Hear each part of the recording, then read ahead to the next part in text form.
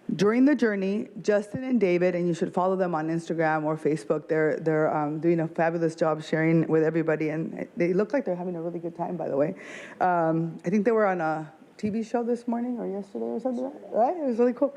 And they've traveled 550 miles and rallied from San Isidro to Santa Monica to San Luis Obispo, encouraging others to join the fight to end youth homelessness. After a long week, Justin and David are making their final stretch and will reach the state capitol where they will host their final rally. I want to thank Justin and David for their commitment and dedication to uplift the youth one step at a time. But I also want to acknowledge and thank the housing, our youth partners who dedicated much of their time to raise awareness and support homeless youth in San Diego County. Those include San Diego Youth Services, the San Diego LGBTQ Center, Urban Street Angels, North County Lifeline, SBCS, Homestart, YMCA Youth and Family Services.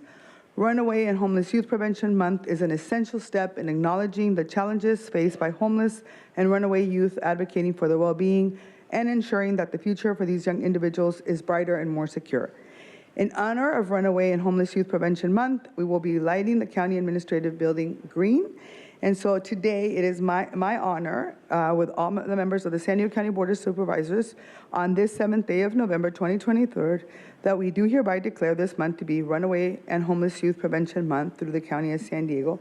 So I'm going to turn it over to Emilio Carranza Davis and Jason Vicente to say a few words.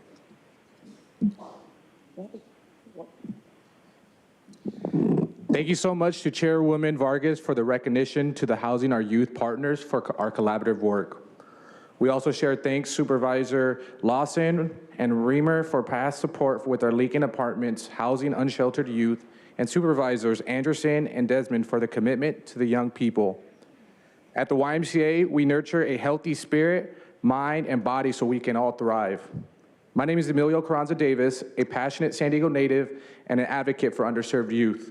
For over 50 years, the YMCA Youth and Family Services have been working to support young people experiencing homelessness.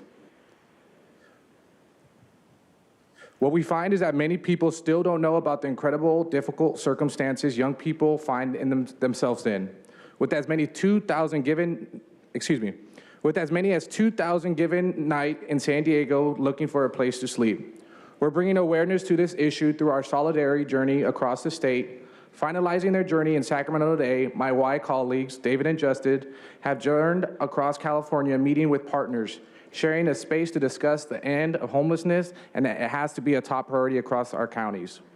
We know this is a direct prevention to chronic adult homelessness, and San Diego has to set a new standard for servicing to youth in partnership with the county's Department of Homeless Solution and Equitable Communities.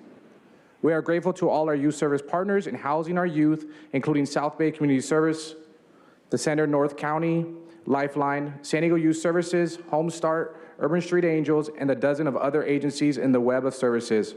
Finally, to the young people who allow us to be a part of their life, we thank you and we see you and we won't stop until you get housed. Thank you.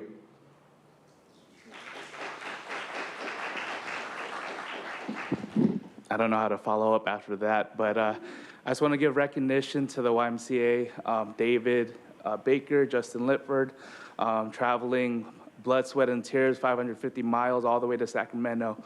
For our leadership, that's also up there with them. Our community partners that are here in the room, we cannot do this work without you to raise awareness. I remember when I was 21, I was also formerly homeless, and to have these kind of programs, to have the support, to have these resources, and to have the creativity that we have today, it's changing lives. And I just want to say thank you, and we appreciate our funders and everyone in this room who played a hand in raising awareness. Yeah, thank you.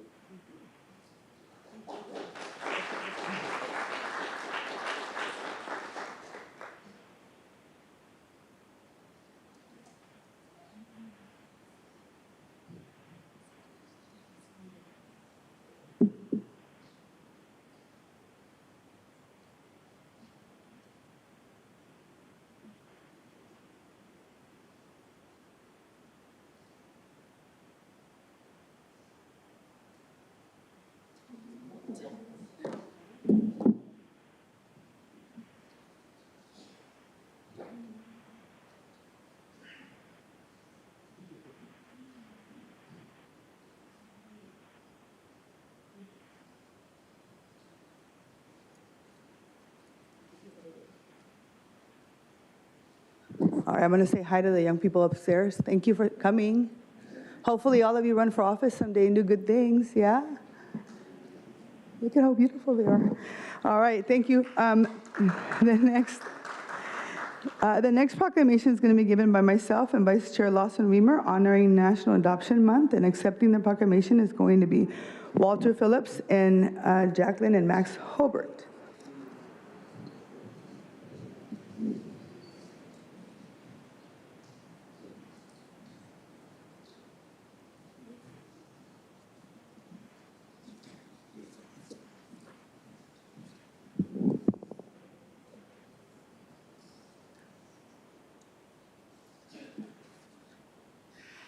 Every child deserves a loving and stable family, and we know that strengthening families and focusing on well-being is vital to building strong communities.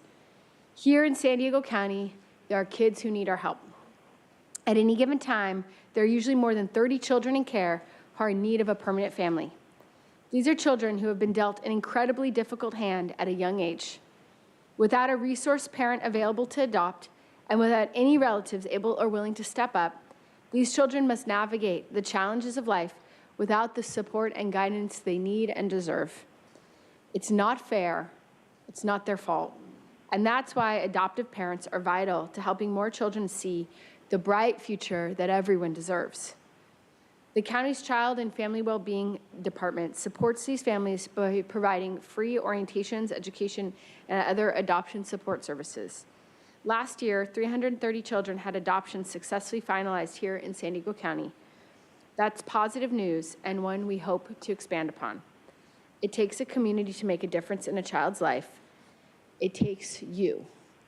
So to anyone who has ever given thought to becoming an adoptive parent and being the source of love, stability, and opportunity that children need, you can start by visiting sdcaresforkids.com.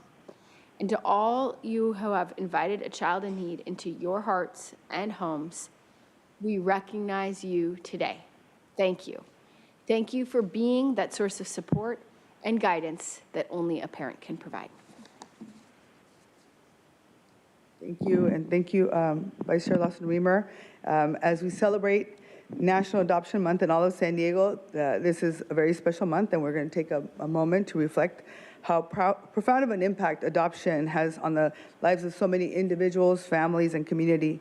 Adoption is not just a legal process, but a journey of love, compassion, and hope as it creates forever homes and nurture bonds that really do last a lifetime.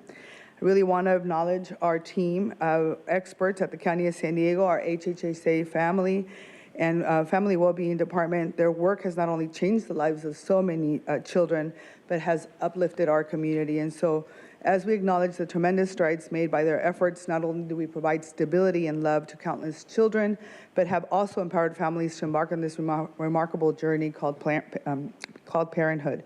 Together, we can make a lasting difference in the lives of these remarkable children and continue to build a community that embraces the power and beauty of adoption.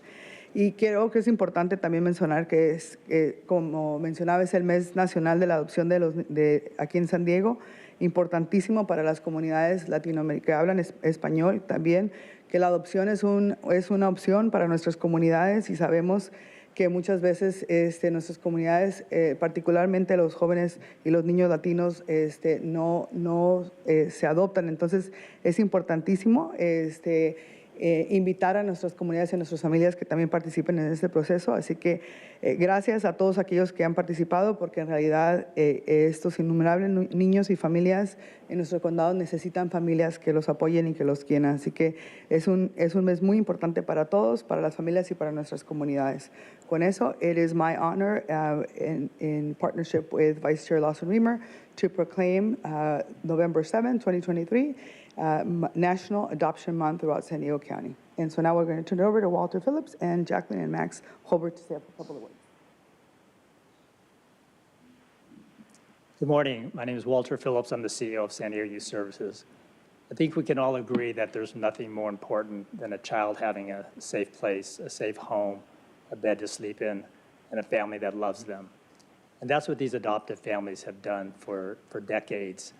They've opened their homes and provided love and well-being for these children. It's without that service, without these families who are really heroes that step forward and do that, these children have a life potentially of being homeless, as we heard about, without having that stability. So I wanted to thank the County Board of Supervisors, Chairwoman Vargas, and the rest of the supervisors, and also the Department of Child and Family Wellbeing, and Kim is here to represent them.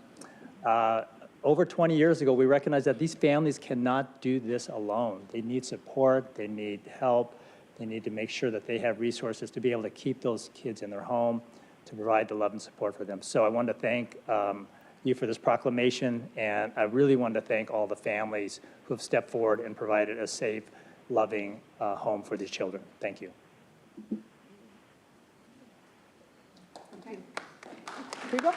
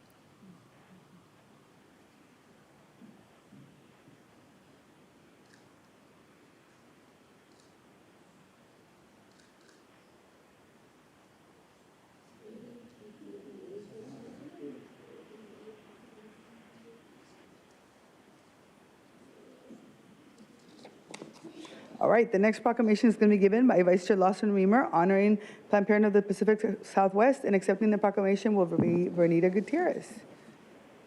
I'm going to wait for Bernita so I can give her a hug.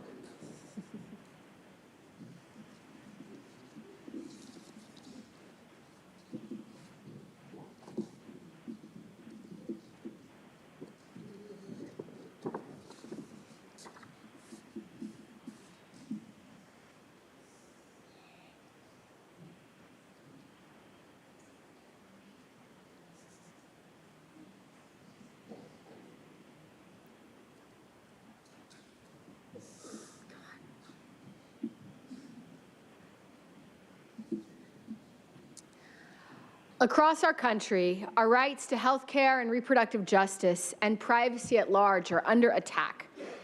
The freedoms we have grown accustomed to are under threat. Even here in California, where we've taken action to protect these freedoms, we are up against a force of false information and deliberate deception in the form of crisis pregnancy centers. These are fake pregnancy centers who deliberately spread misinformation to women in their most urgent and difficult moments. Fortunately, we have key allies in this fight. Planned Parenthood of the Pacific Southwest, established nearly 60 years ago, is committed to protecting reproductive freedom and providing our residents with equitable access to real health care. Their mission is to ensure broad public access to critical reproductive health care through direct service, education, and advocacy. And Planned Parenthood believes access to health care is not dependent on an individual's identity or geographic location. Planned Parenthood of the Pacific Southwest operates 19 health centers and serves 121,000 patients in the last year alone. These centers provide services such as birth control, cancer screenings, STI testing and treatment, abortion, gender-affirming hormone therapy, and coordinated care for diverse health needs. They've also expanded their outreach program, reaching 21,000 young people, teachers, and families through in-person sessions and an online sexual education and training platform. Today, they're here alongside me as we fight to ensure San Diego County residents can be free of fake, misleading information from fake pregnancy centers. So I'm proud to commend Planned Parenthood for their outstanding commitment to community well-being and declare today, November 7th, 2023, to be Planned Parenthood Day throughout San Diego County. Thank you.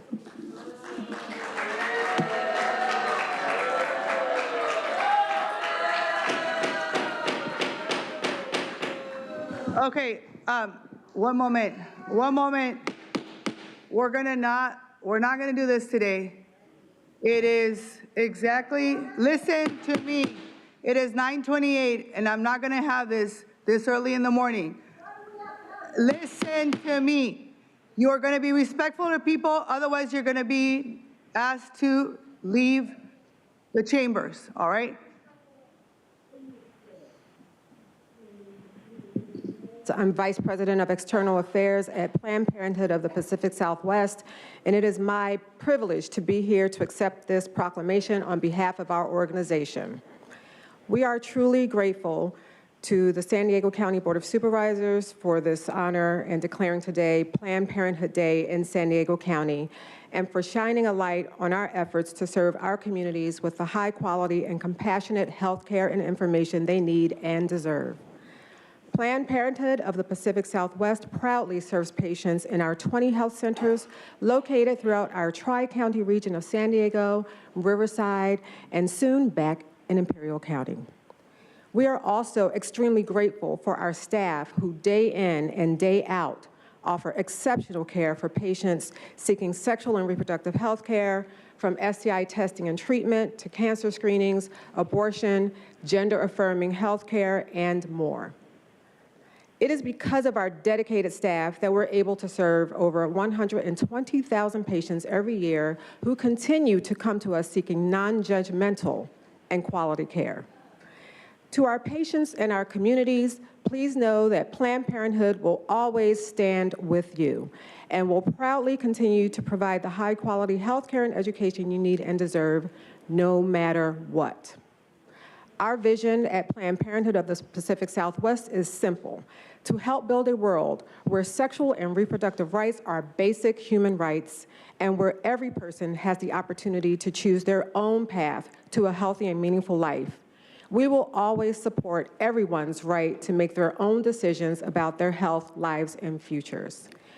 Thank you again to Vice Chair Tara Lawson-Remer for introducing this proclamation, to Chairwoman Vargas for her ongoing support, and to the rest of the members of the San Diego County Board of Supervisors for this great honor.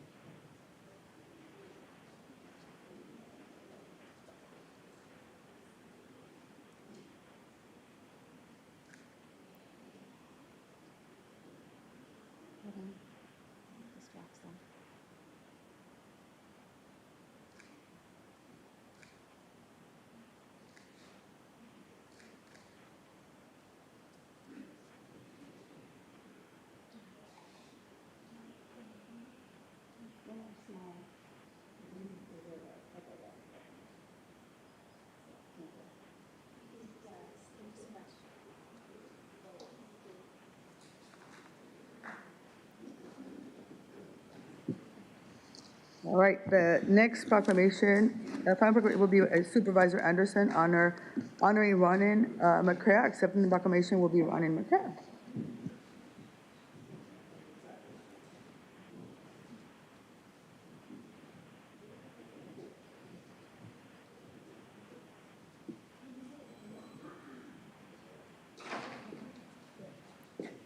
If your family wants to come down. They don't want to come down? Well, you're a better athlete than I thought. Your family's not even down here. So we are so lucky and fortunate to have this incredible athlete. At age 12, he won the home run derby nationally. Rony McCrae went all the way to Williamsport, Pennsylvania, and he hit over 50 home runs in 3 rounds. But the most exciting part was in the last round, he won this 20 home runs to 19. And in the last 2 times at bat, he hit 2 home runs, squeezing it out just 1 run ahead of his opponent. You did an incredible job. We're all very proud of you. And with that, I'd like to recognize you by saying this is your day in San Diego County, and I'm glad it's in the morning so you get a full use of it. But there was a rumor I heard, and I'm hoping that you can say a few words and dispel or attribute it. I had heard that 20th run that you hit, it hit in La Mesa. After you swang in Pennsylvania, you hit it so doggone hard, it flopped in La Mesa. Is that true? No. No? Okay. Well, would you like to say anything? Maybe. Okay. Maybe. Come on over here so you're in the shot with them. All right. I can't say half the words. All right, go for it. It is a honor to be here, and thank you for the tremendous award and the recognition. Thank you for this honor and giving this award to me. I'm grateful for everyone who has been a part in my journey, from my family to my friends and my coaches to my team and everyone. Thank you. We're going to do a little photo here. You know, when you meet young men like him, it gives you hope for our future. So often, I would talk to my own children and think, oh my gosh, we're lost. But when you see a young man like this, who's so poised and has done not only himself proud, but his family and our community, it's a relief there's a future for us.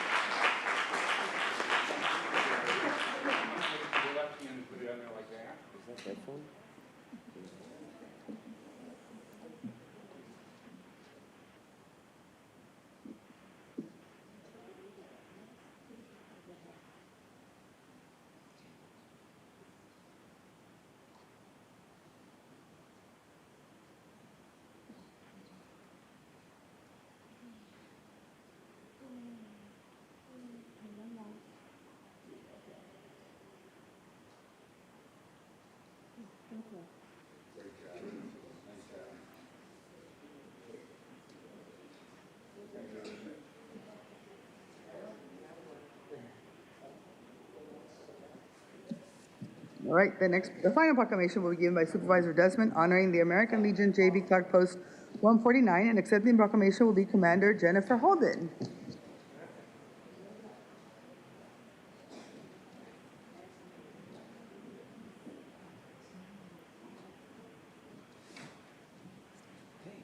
Great, thanks for being up here.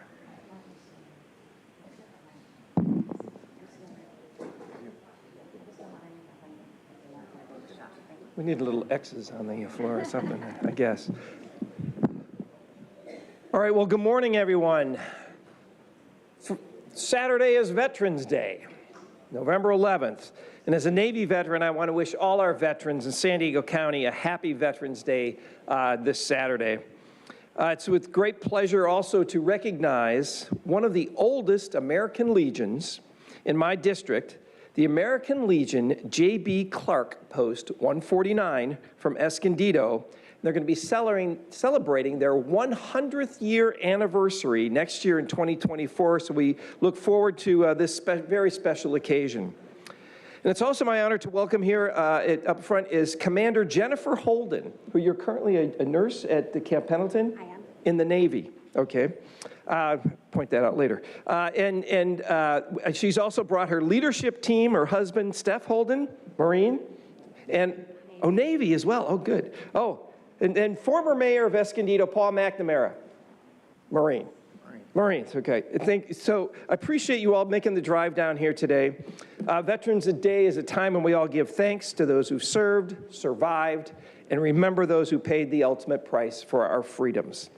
So Americans, we can live in peace.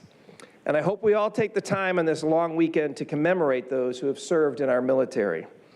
So I'm going to be honored and be celebrating Veterans Day at the American Legion in Escondido. This Veterans Day, they're going to be hosting a Veterans Festival and Parade, so hopefully everybody can come out and join us.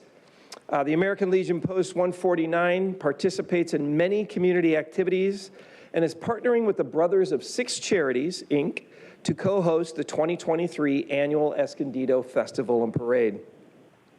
Post 149, they enjoy mentoring youth, sponsoring wholesome programs, advocating patriotism, and providing a place where veterans and their families can gather, relax, play games, build friendships with other local veterans. And Paul McNamara and Steph and Jennifer have always invited me over to their Friday afternoon gatherings where it's really a collective group of veterans and politicians, believe it or not, from both sides of the parties, working together, talking together, and enjoying good times and hopefully making some good friendships. So the County of San Diego is committed to recognizing and honoring all organizations that are dedicated to the best ideals of public service, and the American Legion J.B. Clark Post 149 in Escondido is one such worthy organization. So therefore, be it proclaimed by myself and the San Diego Board of Supervisors on this 7th day of November, 2023, that we commend Commander Jennifer Holden for her outstanding leadership, and for the American Legion J.B. Clark Post 149 for sponsoring scholarships for children, giving aids and assistance to our local veterans in need and their families, and also making a very positive impact on our communities. Do hereby declare today to be American Legion J.B. Clark Post 149 Day throughout San Diego County. So we have a proclamation to present. Thank you. I'll let you come up and speak. Okay, but real quickly, Jennifer's going to come up and say a few words, but just a little bit on her background. She actually started in the Navy Nursing ROTC scholarship program. She graduated cum laude with a Bachelor of Science in Nursing. She's commissioned an ensign in the Navy, and she's serving as an officer and currently a nurse at the Naval Hospital Camp Pendleton. So, Commander, there you go. Very much. You got to hold that. Good morning, thank you. I want to say thank you to County Supervisor Desmond, thank you very much, and for the rest of the County Board of Supervisors. I would also definitely like to say thank you to my leadership team, my husband, Steph, and my good friend, Paul McNamara. They are my first and second vice commanders, and no American Legion post is run single-handedly by the commander. I have been blessed with great people to help keep my post running like a well-oiled machine, and not all of the leadership team is here, but they are here in spirit. We are very excited for the 4th Annual Veterans Day Parade and Festival, and we look forward to seeing all of you in Escondido on November 11th for the parade as we celebrate our hometown heroes. And if you have any questions about the parade and festival, go to escovetfest.org for more information. Thank you. All right.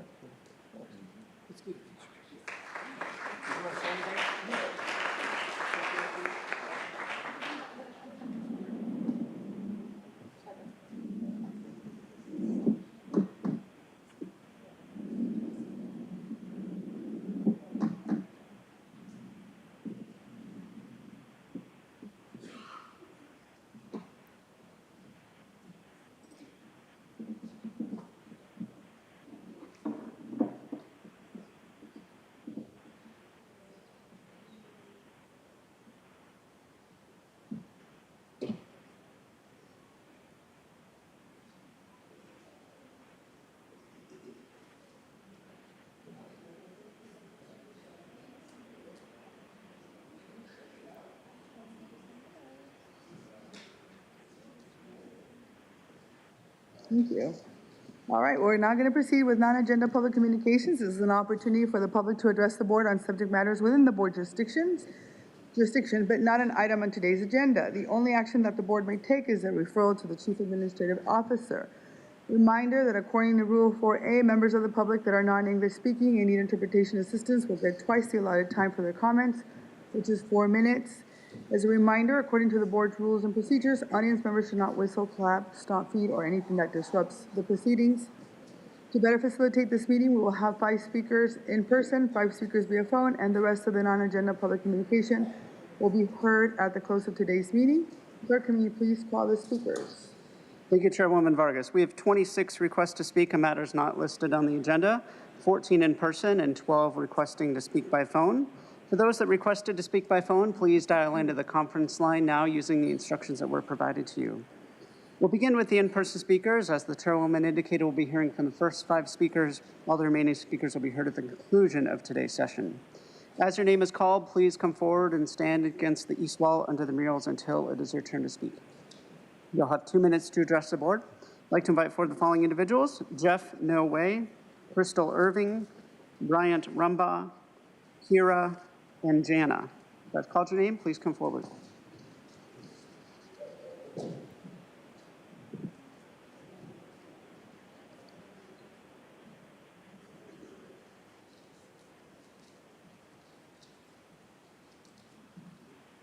I'll ask you to please state your name for the audio record. My name is Jeff. I'd like to remind you, Nora, that this is non-agenda public comment, so please don't gavel me as off topic like you wrongfully did Michael a couple meetings ago. There is no assigned topic here. It's what I want to talk about. So let's talk about this grotesque entity here, the County Board of Supervisors. What a joke. You all pretend to be a governmental body.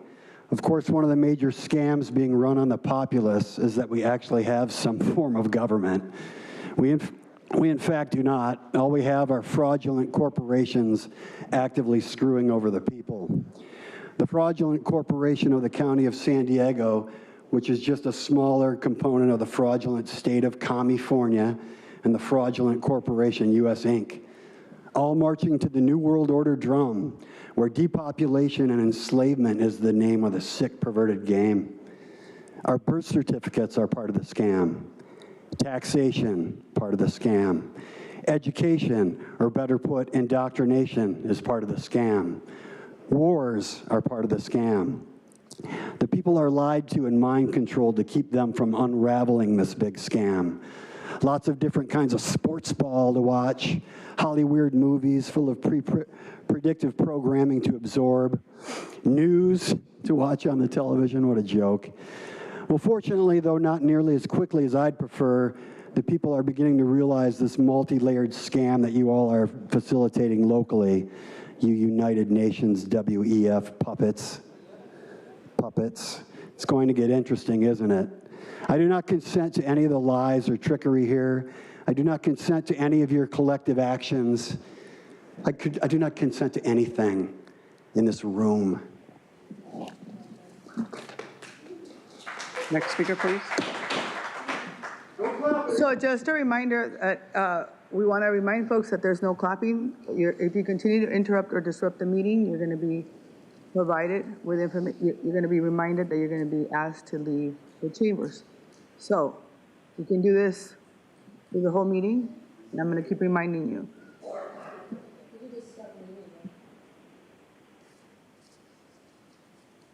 Hi, I'm Jana, and I'm here today to remind San Diegans who personally experienced or know someone who has had any negative side effects from vaccine exposure about our support group. We care about you, 99. This group focuses on injuries from all vaccines, not just the COVID vax. We realize that not everyone who has a vaccine, who has had a vaccine, has had a negative side effect, but some have. These people deserve a platform and a place to share their experiences with others. Because we've been shut down on most social media sites, it's been very difficult to get the word out about this important support group. We offer free services that include local in-person meetings, Zoom meetings, and phone support for those who have mobility or transportation issues. As this group grows, we will be able to have more meetings in more locations for better support and connections. Please help us to get the word out. The last meeting that we had, I actually got some input back. This is a personal thing that I just wanted to state. A lot of people are fearful to come out because we are having zero support from people that are supposed to be here to help the community. And people are afraid. They're afraid to come out and just say, hey, I want to talk. So it might be helpful if you guys could come together with the community that needs the help, like us, not just the ones you pick from, and really address this. Thank you. Thank you. Next speaker, please. My name's Kara. I took the summer off from the insanity of this Circus Vargas because I was out shopping for a new home to live. As a San Diegan of 41 years, I am going to be leaving the county and you won't get any of my money anymore. I think that's just neat. But I did stay up to date on the meetings. I paid attention. I watched Sandag, and I had some friends that also watched with me. And one of the leading things that was going on was the corruption of San Diego. And now, Nora, it's your district, right, Chula Vista, that a couple council members are having to step down. Your mayor, right, is requesting for them to resign. I wonder when we'll get your resignation papers, because you are a absolute abomination to this county. And I just want to say something else.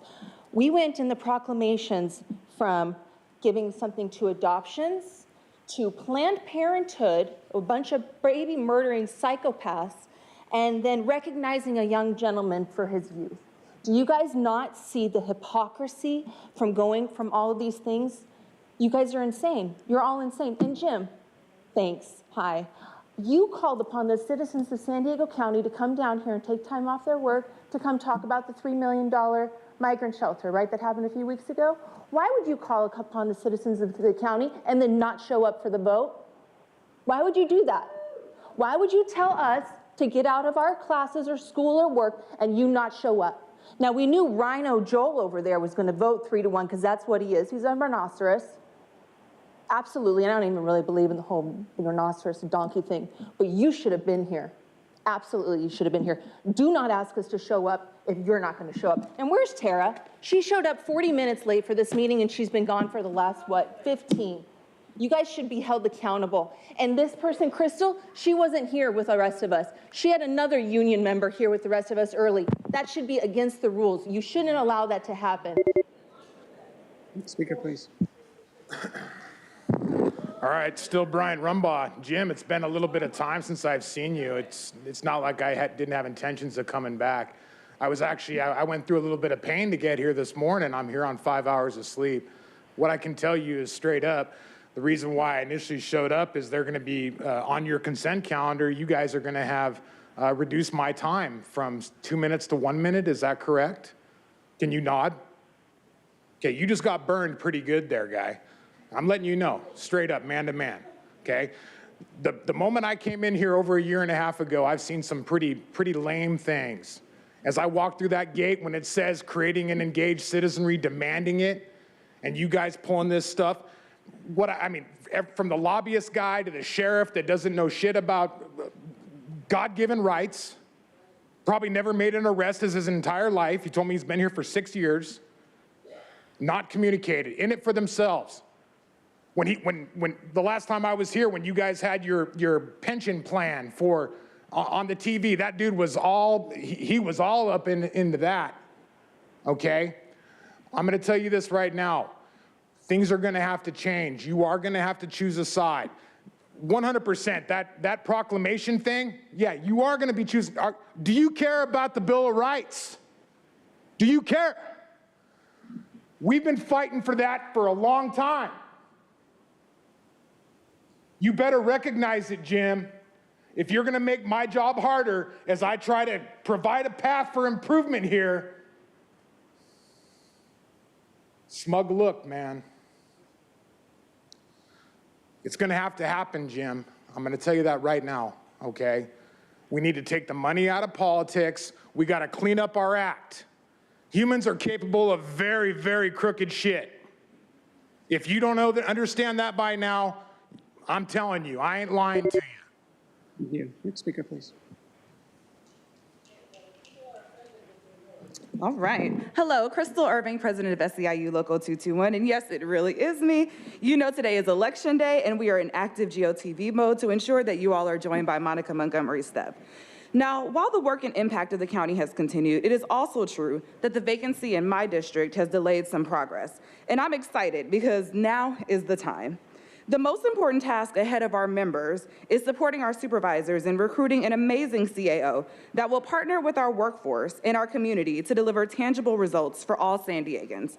And I want to commend Chairwoman Nora Vargas for your leadership and integrity during this process, and deliver a letter on behalf of the Invest in San Diego Families Coalition, which includes the following process recommendations: a public work plan and timeline, a public forum to hear the qualifications and values that we are seeking in our next CAO, an application review committee and a hiring selection committee with community stakeholders, and another public forum where we can have meaningful engagement with the top finalist candidates. Now, we trust that the chairwoman will ensure a fair, transparent, and public process so that everyone's voice is heard, just as she has in the search of a new leader for Sandag. And also, Supervisor Desmond, those recycled trick plays and old playbook is not going to work. We will not disqualify anyone simply because they have met the supervisor or his wife. We will also not allow you to attack the experience or credentials of any qualified candidate, particularly women or people of color, so that you can bring in, at best, a status quo candidate. And furthermore, we will not allow you to cry scandal buzzwords as a strategy to discredit the chairwoman's plan and process to move forward in recruiting and hiring a transformative candidate. So, I'm gonna get back to door knocking, but just in case it wasn't clear, we stand with the chairwoman Vargas and your leadership in creating a fair, transparent, and public process that will lead to a CAO that we can all be proud of. Thank you. Thank you. Now we'll hear from those that requested to speak by phone. Again, we'll be hearing from the first 5 callers. The remaining callers will be heard at the conclusion of today's session. When it is your turn to speak, you'll be unmuted and you will hear a recording that will tell you to begin your comments after the beep.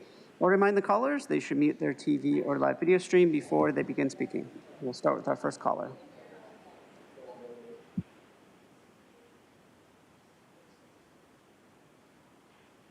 Hello, Alan C. Can you hear me okay?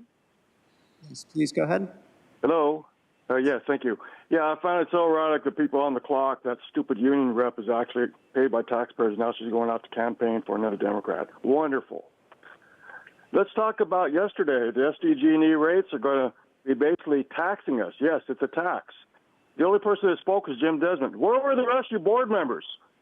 SDG&E want to actually put a flat rate tax without even us using 1 kilowatt of energy. DA, are you in-house in person pushing this Andreas thing, and your agenda would later on? But please look into that. San Diego Gas and Electric is actually trying to tax us for services not provided. That's against the law. $28,000 to $69,000 for a basic. They're going to have to be paid $34 a month, $73 a month, or the higher income, up to $186 annually without 1 kilowatt used. That's against the law. And speaking of water rates, one of the, as I mentioned, happy election day, we got Fallbrook trying to get out. Well, let me tell you something about when you're trying to shut them down here in Chula Vista. My rates are going up for water because they put a stupid $10 billion investment in another pump. So, yes, Fallbrook, get the hell out where you can, and I'll get rid of this authority because you guys are basically just destroying us in that aspect. One more for the DA. As you charge Andrea this Thursday, how about looking to what's happening down here in Chula Vista? 2 cannabis shops in the same parking lot, and I question, with 34 employees on that docket from cannabis shops, how many shops does she own here in Chula Vista? Because our charter here in Chula Vista says if an individual owns 10% of a cannabis shop, they cannot have more than one retail license. We got multiple cannabis shops, 2 in the same parking lot, literally 2 blocks from an elementary school, next to Health and Inhumane Services County building. You guys are destroying society, and here we got corruption of people who own cannabis shops. Now hear from the next caller.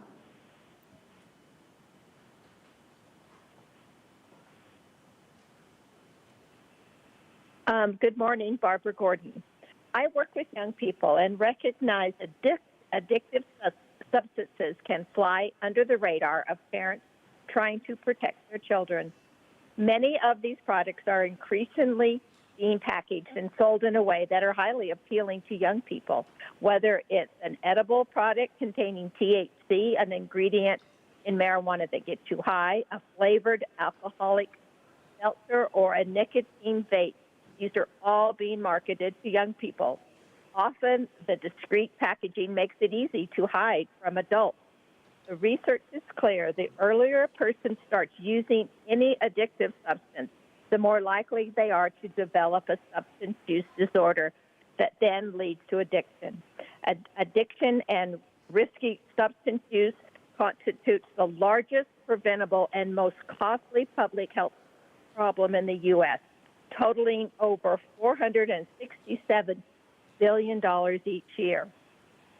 Of the state and federal dollars spent on substance use and addiction, less than 2% goes towards prevention and treatment, while 96% goes towards addressing the consequences of our failure to prevent and treat the disease. I urge this board to deal with upstream problems by prioritizing and preventing risky substance use through public and community education and effective policies and regulations that reduce the availability, accessibility, and the appeal of addictive substances. Thank you. Thank you. Now hear from the next caller.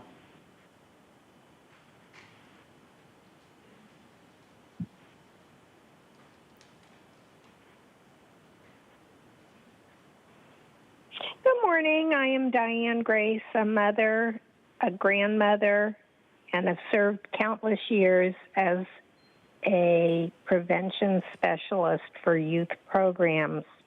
As we leave October behind in its clarion call regarding mental health issues, we especially focused on mental health issues experienced by youth and teens. We were reminded that while rates of depression and anxiety have increased across age groups, children and youth are experiencing some of the greatest challenges. Nationally, the Center for Disease Control and Prevention found in its Youth Risk Behavior Survey that the number of adolescents reporting poor mental health increased from 2011 to 2021. Students who seriously considered attempting suicide increased by several percentage points during that period. California follows the national trend, and the California Department of Public Health noted last month that suicide is the second leading cause of death among adolescents and young adults ages 15 through 24. Locally, Rady's Children's Hospital recently reported a 30% spike in children experiencing mental health crises as they entered the hospital's emergency room. I think this Board of Supervisors knows the soaring demand for mental and behavioral health services must have our first attention for funding, for staffing, for press releases, for policies. And the county's policies must look at all its associated messages through a prism that recognizes youth marijuana, tobacco, and alcohol use greatly undermines youth mental and behavioral health. Thank you. Thank you. We'll now hear from the next caller.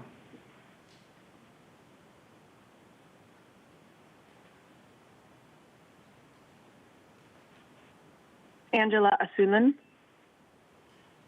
Can you hear me? Yes, please go ahead.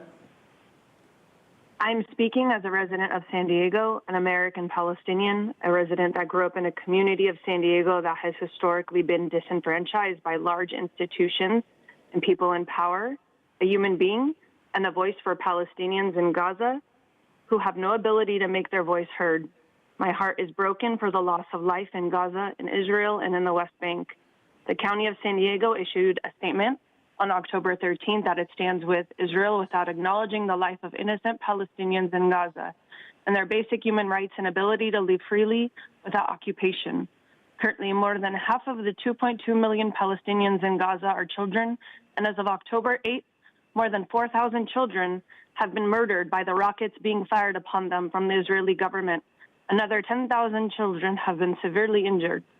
The county's official stance made on October 13th without consideration for the Palestinians in Gaza, in the West Bank, in Israel, in the United States, and San Diego, and Arabs in San Diego, as well as your continued silence, is racist, unjust, and has fueled hate towards Jews, Muslims, Arabs, regardless of their religion.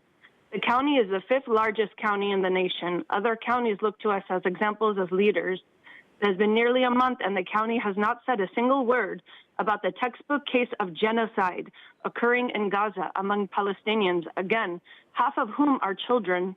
This is at the hands of the Israeli government with support from our government and local elected officials like yourselves.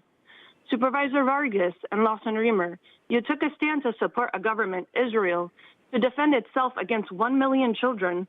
I urge you now to demand from our state, federal, elected officials and president for a ceasefire now. Instead of standing for punishment, please stand for peace and humanity. Thank you. Thank you. We'll now hear from the final caller this morning.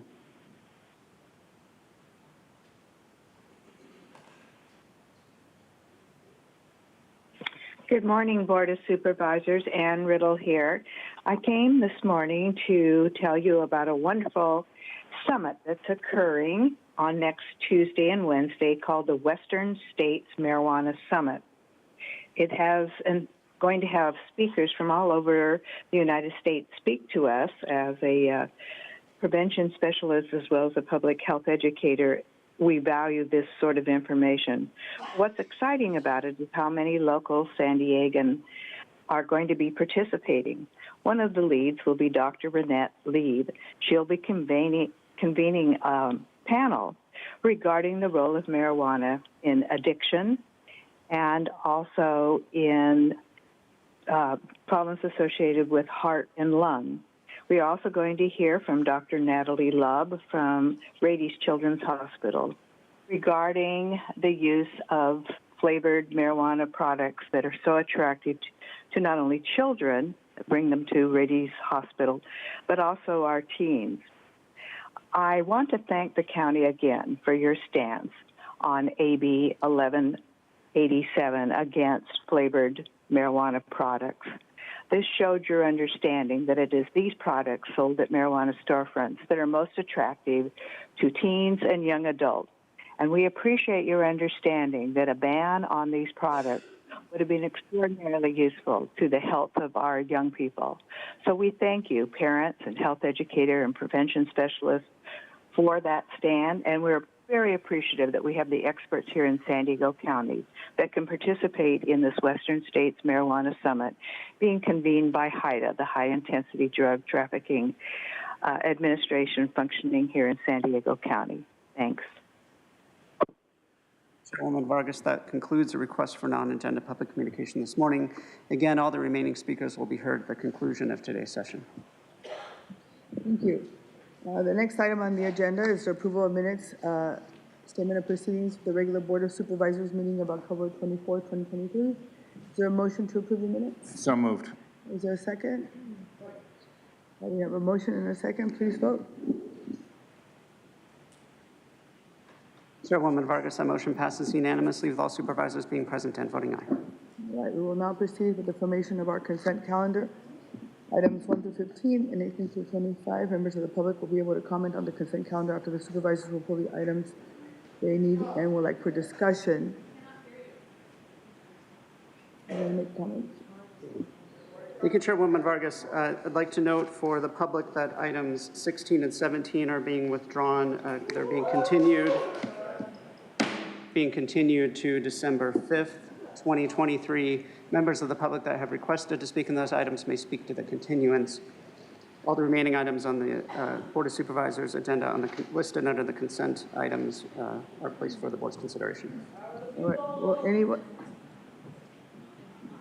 any of my colleagues like to pull any items for discussion? Supervisor Anderson? I'd just like to commend staff for proactively pursuing grants. They made a huge difference, and I'm really proud of their work. Thank you. I have nothing to pull.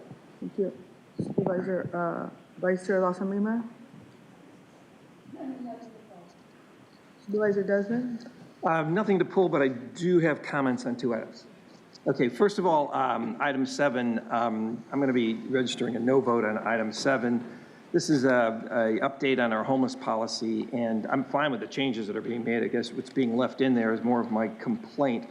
The first point of our homeless policy reads, the County of San Diego will commit to a housing-first approach in all interventions or system changes, which basically means any changes that we do in our system for homelessness always has to have housing first in all of our interventions. And I agree, housing first works for some, but clearly it does not work for all, and it should not be our only approach to homelessness interactions. Within the same policy, it also states that developing and funding of flexible and responsive programming and resources tailored to serve the unique needs of the various populations experiencing homelessness. So these 2 points are contradicting to each other. So I don't know why we have contradictory statements. I think we really should be varying the needs based on the individual, but with housing first, we have to use that for every interaction. We should be able to tailor these needs and not have housing first being the absolute and only tool in our toolbox. The policy also states that, our homeless rate went up 22% last year in the county. 22%. So I can't agree that having one singular policy for all our interventions of housing first, we should have other avenues and other paths as well open to us. For that reason, I'm going to be registering a no vote on item 7. On item 15, this is actually has to do with Tara Lawson-Remer's district, District 3. This is the establish a new nomination procedures for the Palomar Airport Advisory Committee. Redistricting occurred almost 2 years ago, and since then we've been making appointments to that advisory board under the existing rules, where every seat is appointed by myself, even though the airport is now in Carlsbad and in District 3. However, I represent Oceanside, San Marcos, Vista, and Escondido, and they have about over 3 times the population of Carlsbad and continue to be impacted by the airport, as most of the traffic into that airport comes from the north and the east. So I just wanted to put a fair proposal forward, and hopefully my colleagues will accept this. Basically, instead of having all 9 seats appointed by myself, to have 4 seats appointed by my district, 4 seats appointed by Supervisor Lawson-Remer's district, and that the other seat would be appointed by the CAO of an industry member at the airport. And CAO is non-political, unbiased, and looking out for the interests of the airport. So there's a lot of business that comes through that airport, a lot of major employers, such as Qualcomm and others rely on that airport. The CAO appointee is, I think, critical to the diversity and success of that group. So I'm putting this forward, and hopefully it's acceptable to my colleagues. I think it's fair. I think it's reasonable, and appreciate my colleagues' support on this item 15. With that, I don't know, do you have a motion? You don't, sir. I'll move to approve the balance of the consent calendar. All right, fantastic. Nothing's been pulled, but I guess 16 and 17. Okay. All right, you're not pulling it, right? You're just going to abstain. No. Okay. All right, with that, I have a couple of items that I just wanted to mention. I want to say thank you to the team on item number 1, the ratification, particularly for funding for the grants for the fire season is up, so thank you for all the work on that one. Item number 6, additional funds. Another one important, this is the fires, another big issue that is important for all of us. Again, thank you for all that work. Item number 9, the HIV and AIDS services, important for us. Only 4 jurisdictions in the U.S. were awarded the funding, and so I want to make sure we highlight that because HRSA will be implementing the approach and streamlines and integrates HIV prevention and care into a single system. And so I know the Safety Net HIV medical system ensured that all persons living with HIV in the County of San Diego have access to high-quality treatment without regard to their ability to pay, and there are no waiting lines. And so I'm really proud to share that 93% of clients enrolled in Ryan White funded services achieve vital suppression, which means they are no longer able to transmit HIV sexuality to others, and San Diego County is one of the highest in the nation with these results. So I want to really thank the team for all the work around that. Then I'm excited about item 11. This is one of my top priorities, and this is an item that I introduced when I first got elected. It's a pilot program that I think is going to be a model for the county, and I'm excited to bring this item forward to address the housing shortage and expand housing affordability in San Diego County. We're basically bringing in 151 units into the city, in partnership with the City of Chula Vista, the developer Ethos, and I'm really excited about balancing affordability of the units and residents, getting the ability to have unit credits to offset the cost of living. They're going to have access to much needed services for tax assistance, public health, enrollment assistance, immigration, application assistance. And so I'm really thrilled about what this program is going to do to make sure that people have access to housing. And then item number 14, I really want to acknowledge the sidewalk projects within my district. I know it's really important for some of the folks in my community, so really thrilled about that. And number 16, the already stated the 16th and 17th have been continued to December 5th. I want folks to know that there's an election today, and because of that, I wanted to make sure that the supervisor from District 4, we want to make sure that that supervisor has an opportunity to look at the rules and procedures for 2024, including the calendar, and I want to make sure that they are part of that process, and it's an inclusive process, and that is why items number 16th and 17th are being continued to December 5th. So with that, I'm happy to, yes, ma'am. Sorry, yeah, I just forgot to make one comment, if you don't mind. Yeah. I just wanted to comment on item 15 because I know we have many community members here from the city of Carlsbad, and I just want to acknowledge and appreciate that this policy allocates an additional seat for Carlsbad that the city did not previously have, so I appreciate that. And then we now have some open seats under the purview of District 3, which was also clearly absent before. It makes a lot of sense since the airport's actually in District 3, my district. And I think I know there's been a lot of conversation about this and a lot of back and forth, and this just seems like a very good compromise, trying to meet so many different needs. And I also just would echo the point that the CAO, it's a non-political seat, and I think that seems appropriate, that if we're going to have a kind of a tiebreaker seat, that it's a non-political appointment. So I also think it's important to note, just given how many conversations we've had on this, that we have to do something. We have to have a board to be constituted, so we have to adopt something. And if this doesn't work out, we can always revisit it. Nothing's set in stone. So I think this is a good start. We have to have a board. And if it's not working, then we can take another look at it. So thanks to my colleague for making this happen. With that, I'm happy to second the motion. I'm going to open it up to public comment. Clerk? Thank you, Chairwoman Vargas. We have 25 requests to speak on items on the consent calendar, 19 in person and 6 requesting to speak by phone. Again, as a reminder, items 16 and 17 are being continued to the December 5th meeting, so members of the public that requested to speak on that item can speak to the continuance. Any members of the public that requested to speak on items in the consent calendar by phone, please dial into the conference line now using the instructions that were provided to you. We'll begin with the in-person speakers. As your name is called, please come forward and stand against the east wall under the murals until it is your turn to speak. We'll be calling you in groups of 5, so I'll ask you to please listen for your name. We'll begin with a speaker in favor of the items on the consent calendar, followed by the speakers in opposition. As your name is called, please come forward. I'd like to invite forward Victor Avina, Mark, Dom Betro, Victoria Syed, and Jim Ellis. If I've called your name, please come forward. And as you begin your comments, I'll ask you to please state which item on the consent calendar you're speaking on.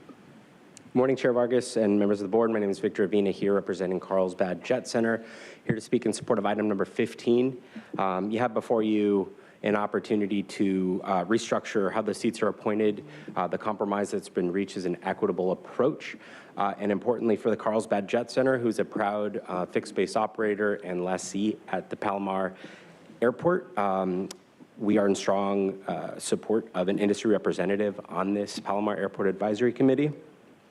We think that an industry representative will be able to provide expert and insight, in-depth knowledge and experience specific to the aviation industry, and commend you for the compromise reached. Thank you very much. Next speaker, please.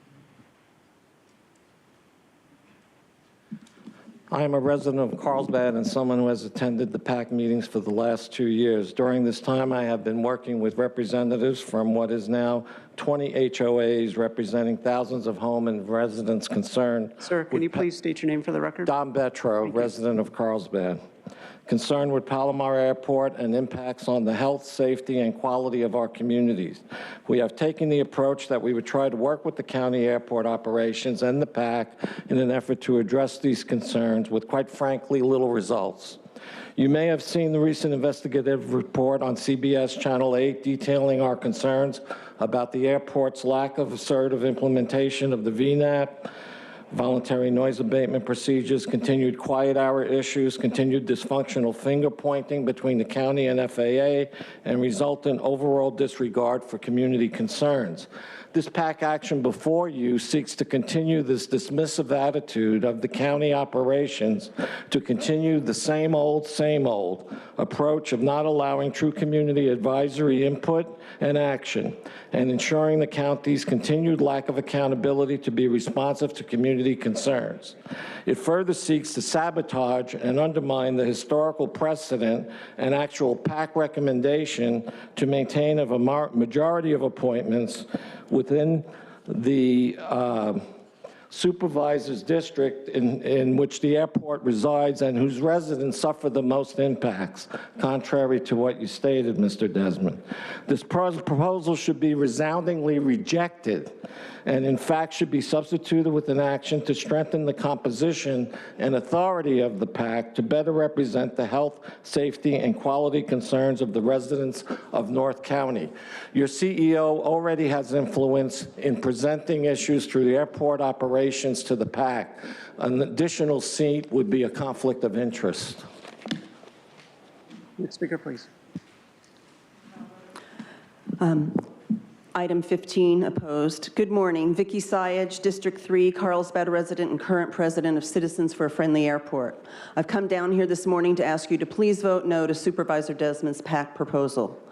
Yesterday, I sent the board a long email correcting much of the revisionist history presented in the proposal, far too many to reiterate in the time allowed. There is so much wrong with this proposal, it would take hours to outline it. I'm asking you to deny this proposal so the PAC may return to its roots, its intended purpose, which was always to represent the residents on all things Palomar. There are so many well-funded lobbying groups and paid groups that do that for the industry. Residents only have the PAC. That's the reason it was formed. In 1979, when Carlsbad agreed to annex Palomar Airport, the county voluntarily gave up its authority on the land use at the airport in exchange for annexation. The Carlsbad City Council required the city's final authority to protect its residents. The residents took it a step further and enacted a citizens' initiative to ensure any airport expansion would require a vote of the city's residents. These same citizen activists started the PAC as a focal point for residents to voice concerns and complaints about the airport. Throughout the years, the purpose of the PAC has been hijacked by moneyed interests. The PAC has simply become another lobbying group for aviation interests and airport business. It's jokingly called the Palomar Airport Business Committee. This proposal ensures more of the same. The current PAC is a place residents' concerns and complaints go to die.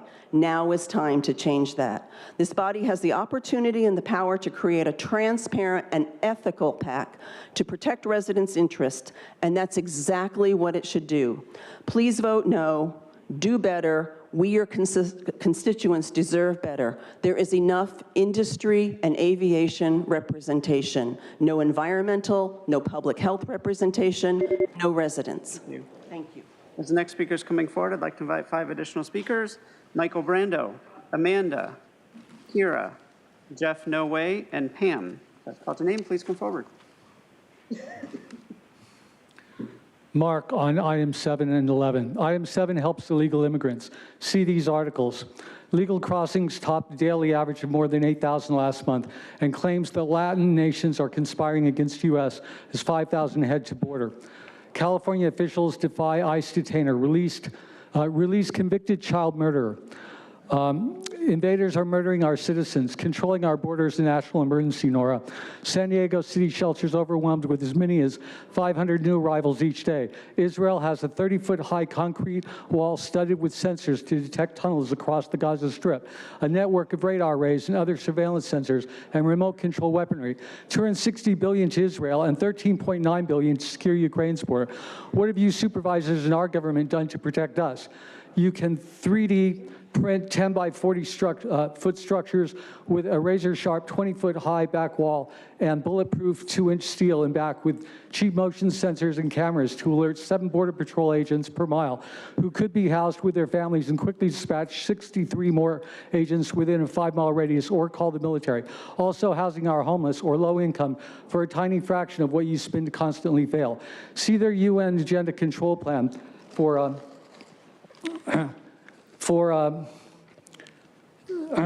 see their UN agenda control plan for us in this title on YouTube. Through Sandag, Chair Nora is openly promoting UN agendas to make us the North American Union, where we have no rights. At 12 minutes, 50 seconds, support for UN. 15 minutes, committed to removing all barriers. 17 minutes, flow of people and products. 20 minutes, 50 seconds. Support for mega regions that cross international boundaries. 1 hour, global governance over we the people. 1 hour, 19 minutes, UN Agenda 2030, changing our government so they rule through foreign institutions without being elected, just like in the EU.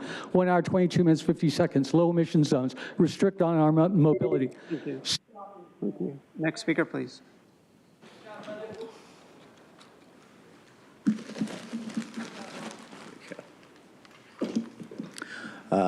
Hey, Andrew. Jim, I'm going to talk on the continuance of 17. I don't think it should be continued. I think we should talk about it now.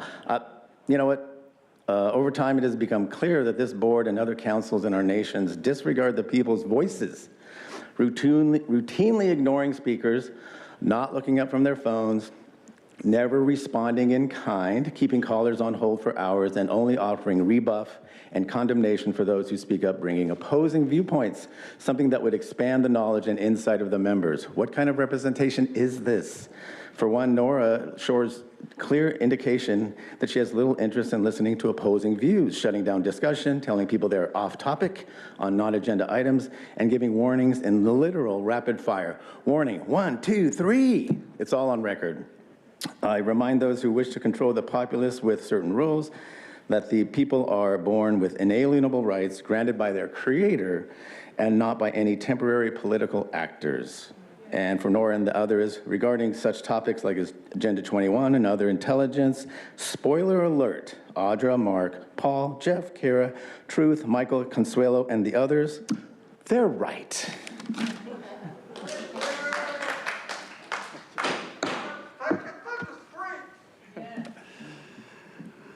My name is Jeff. I'm also speaking on the continuance of 7. Give me 1 second, sir. Paul, this is just to inform you that that's your first warning. You've been disrupting the meeting, so I just want to inform you of that is your first warning. Go ahead, sir. So 17 as well, I think it should be voted on today. I'm adamantly opposed to it, of course, to Nora further limiting our free speech with this latest scam of shaving the speaking time down to only 1 minute. I already got shaved from 3 to 2, and then you clowns disallowed clapping or cheering because, God forbid, support be shown for people who are smart and brave enough to call out your incessant tyranny. Aside from the first 5 speakers, you guys moved the rest of non-agenda speakers to the very end of the meeting, of course, hoping that they just give up and go home. Why? Because you guys are a joke and you don't want to hear from us.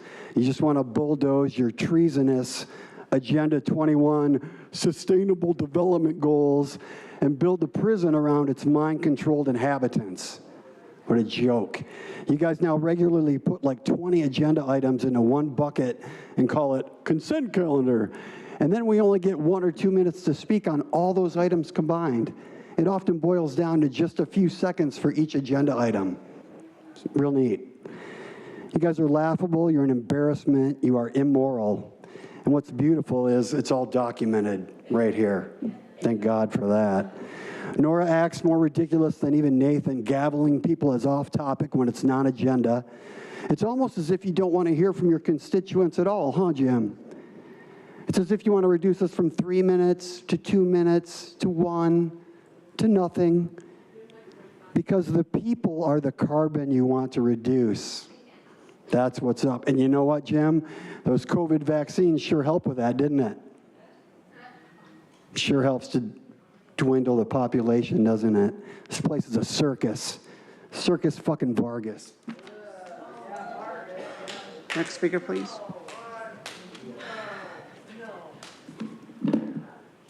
Name is still Kara. Okay. As publicly elected officials, our _1 duty is to serve the people of San Diego. We prioritize transparency and accessibility to improve public understanding of how the county operates and participation in shaping future's priorities. End quote from Nora Vargas. What an absolute lie and joke. Nora, when all the chaos of the scamdemic happened, we had Nathan in here. Narcissistic Nathan, okay? And he took our time from 3 minutes down to 2. That was bad enough. That was a violation of the Brown Act. That was a violation of our First Amendment rights. And now you, because you don't like to hear what the public has to say, because you don't like us to call you out on the things that you don't list for us to be able to speak about, now you're gonna take that and cut it in half. How about transparency? How about that? Over the summer, I watched some of the BOS meetings, and one of the most recent ones, there's a family that came all the way from Fresno with their grandbaby to beg for y'all's help to step in. They'd emailed you, sent you letters, then they had to finally come down here to help, ask for your help, and y'all just ignored them. And they blew through their 2 minutes, and they're up here crying, begging for your help. They can barely get through their names and what they want to talk about because it's nerve-wracking up here. Y'all are paid politician puppets. We're not used to this. How dare you take away the time from a family like that? And look at me, Nora. You guys are exactly domestic terrorists. How dare you take away our time to speak? Nora, you're a coward. You're an absolute coward to not listen to the people that you supposedly serve. 100%.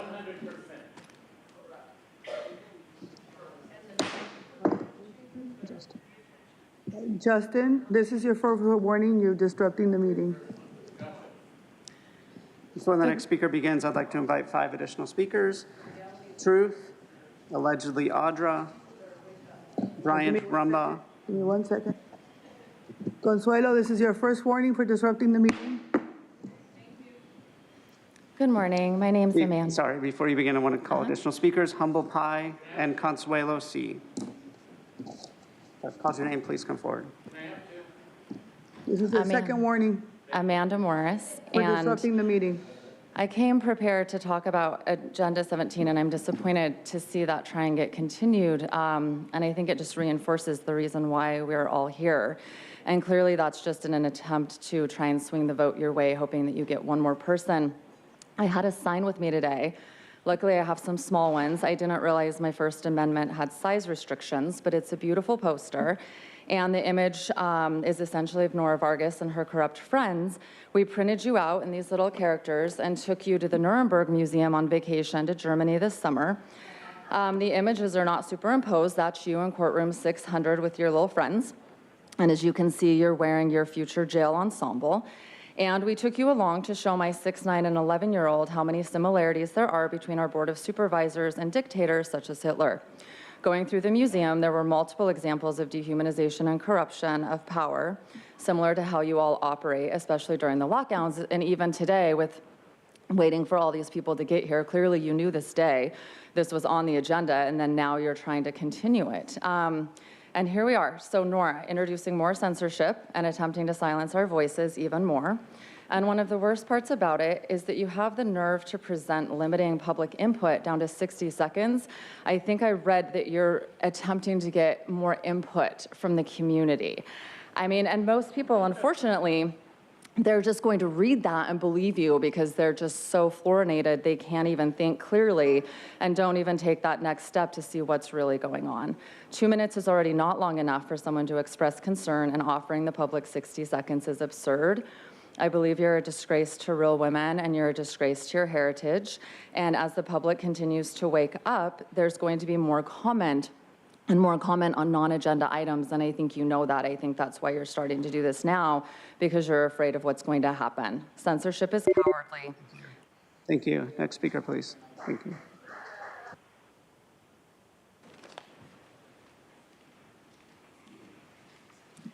Pam, number 17, no to the 17 and no to the continuance. We know what your game plan is, hoping Monica gets in, but vote for Amy. The First Amendment to the United States Constitution prevents the government from making laws that abridge the freedom of speech. Do you know what abridge means, Nora? The restriction or curtailing of speech. Tyranny is the arbitrary or unrestrained exercise of power. This proposed limit on freedom of speech aims to suppress opposing viewpoints and silence the people who recognize some policies of this board are harmful. This proposed rule change to minimize the free speech of the citizenry reveals you are weak, scared, intimidated, and flustered, especially that meeting where you accused Michael of speaking agenda items. You were so flustered. Yes, the Brown Act permits reasonable speech time to be determined by the governing body. However, the speech time is not to be such that speech is restricted or curtailed. Freedom of speech is a principle that supports the freedom of an individual or a community to articulate their opinions and ideas without fear of retaliation, censorship, or legal action. This proposed rule change appears as retaliation to those who speak out against this board, targeting a small group of individuals who are here every meeting in person or by phone, who have done their homework and challenged the absurd actions taken by some members of this board, especially you, Nora. This proposed rule change reveals cowardice in anyone who votes in favor to limit freedom of speech. Take the vote now and see who is the coward. Next speaker, please. All right, still Bryant Rumba. So I heard people talking about how it's election day. And, you know, you guys as politicians, I really want you guys to recognize pretty much we have a very small segment of the populace that still bothers to vote. When I talk to people, which I do often, and tell them, oh, politician this, politician that, they honestly want to throw up. Your system is broken, okay? We need to really try to fix it. What needs to happen is we have to have a general understanding, a recognition of things. You know, I am your constituent. I damn near live as far as I can from this building while still living in the county. I was up at 5 a.m. driving down here. I am not being paid. I am doing nothing but pissing people off, okay? So what I'm gonna tell you is this. I've come down here many times over the last year and a half. And sometimes I had so much stuff going on in the course of that day that I did my 2 minutes and I was jammed, I was gone.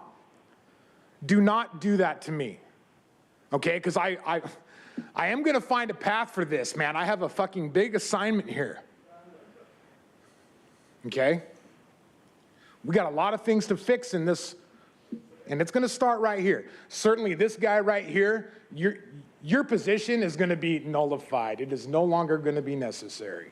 I'm telling you that right now, okay? When we have an engaged society, we're not gonna need you. You're gonna have to get a job. Currently, is government not the largest employer in our country? It is. We are not supposed to be a big government society. We're supposed to be responsible. We're supposed to be engaged. You guys have, you are perpetuating a system that is dying. Next speaker, please.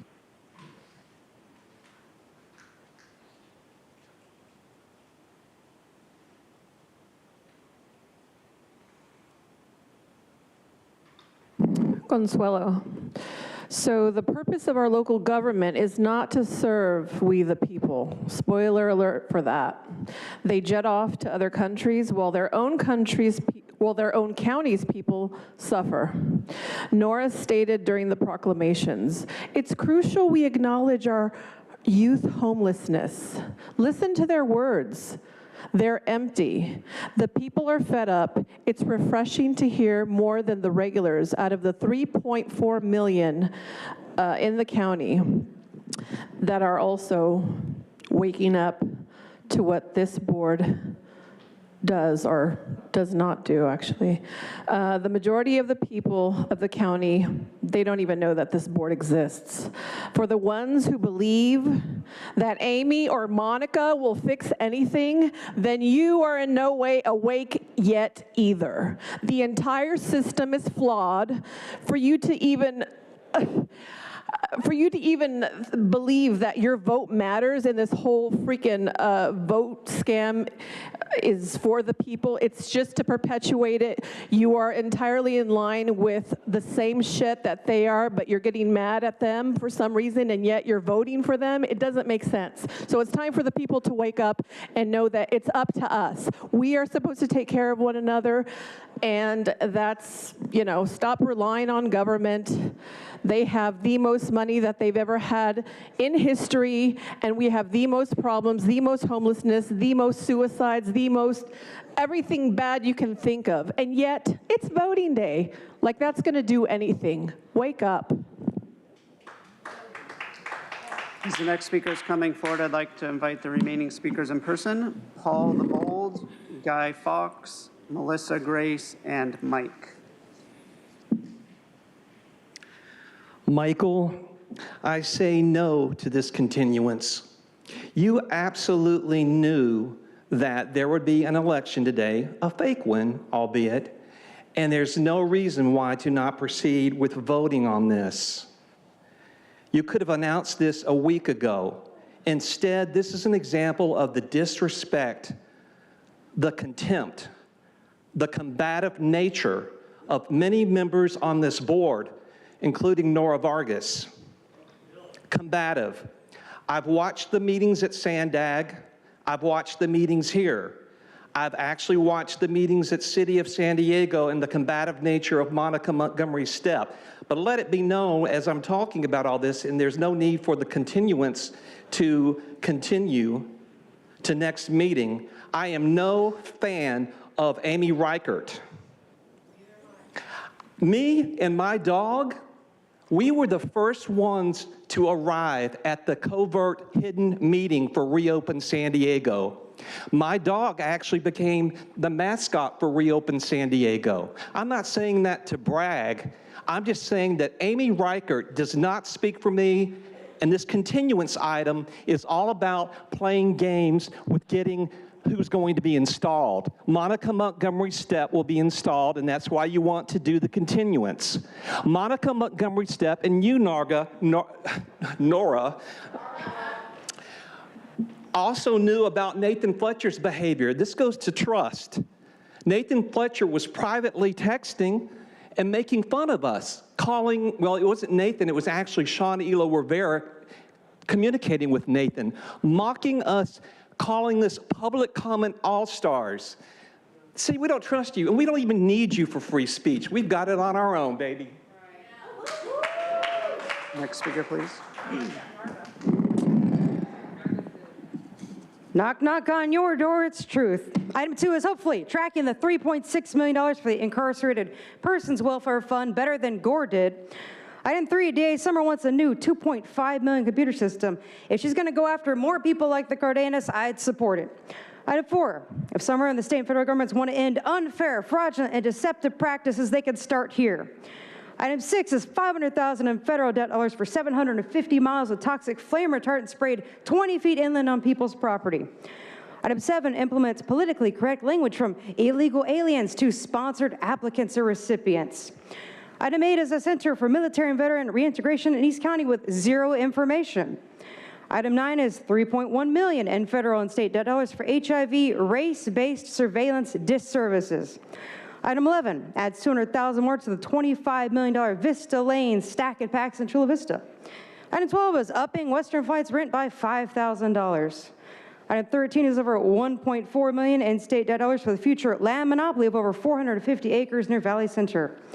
Item 15 is adding an industry member chosen by Helen to the Palomar Airport Advisory Committee. Item 17, continuance was clearly a tactic, but that means clapping and approvals for today's proclamations was not okay.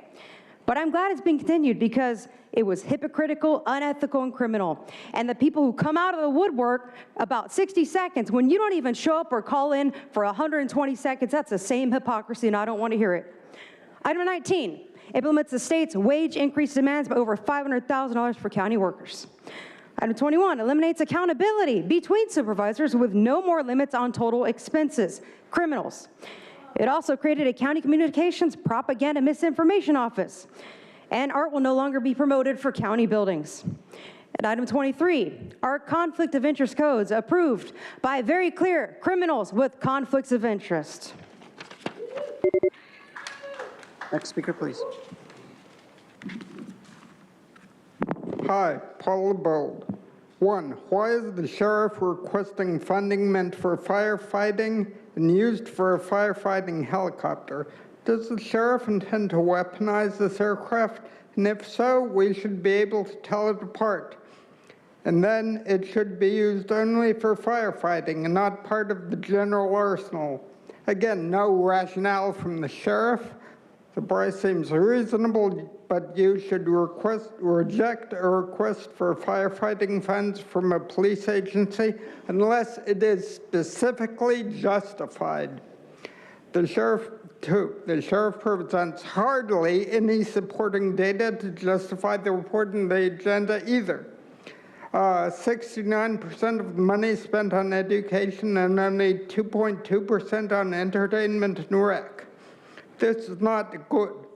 We need to do better. No wonder there are so many stir-crazy ex-inmates out there educated in how to manipulate data and do the 3D ghost guns and stir-crazy enough to test that knowledge. And I see that only 0.1% was used for maintenance. This suggests that a large number of inmates are using broken or outdated equipment, which represents a danger to themselves or others. More jail deaths, more lawsuits, all at taxpayer expense. We need to do better. I urge you to reject the report and have the sheriff revise it. And in particular, answer some more issues like how long you'll permit this public secrecy to go on.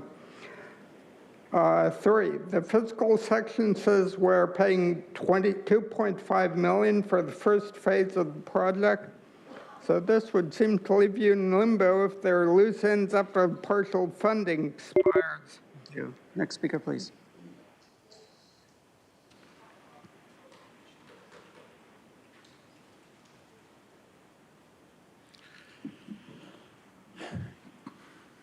Guy Fox here. I actually came here for a different, which will be on the next item that I'll talk about. I didn't come here to go ahead and give you guys shit. Actually, today I wanted to go ahead and set the record straight. But I found out item number 17. I fully understand that you guys are scared of me. I came in hard, and I will not accept the fact that you guys refuse to answer my calls. I called 15, 20, 25 times right in a row. 100%. I did not get a call. I did not receive anything. In return for that, I had cops show up at my door. You couldn't answer your phone, but you could send cops to my door. Obviously, you do not want to hear what anyone has to say. If you can, you would reduce the conversations down to 10 seconds so that you don't even have to be bothered by us. Unfortunately, we are supposedly, and I say this very loosely now, we are supposedly elected you guys. We have an election coming up right now where people, in particular one party over all the others, went door to door knocking on the thing. Matter of fact, you had one person right here telling you that they just did that. Now, how many ballots did that person collect? Did they adjust any of them? Did they switch out the contents? I have no idea. Neither does Cynthia Pius. But she'll go ahead and certify that election, even though that there's clearly more ballots missing than counted. Every ballot could be used to switch out. But that's why you want to reduce us down to 1 minute so that this information doesn't get out. I never had faith in coming here and talking to you that I would do anything. I just wanted a statement being made on public. Next speaker, please.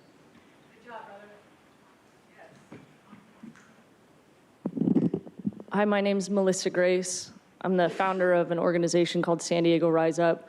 We're a nonpartisan citizens advocacy group with the core point of engaging and encouraging people to get involved in the civic process. If I could get the attention of the county supervisors that are present in the room right now, it would be a show of respect since I've taken time out of the multiple things that I have to do today, including taking care of my adopted daughter that I went through the San Diego County foster care system in order to advocate for. She's at home being homeschooled, and I'm here trying to talk to you guys.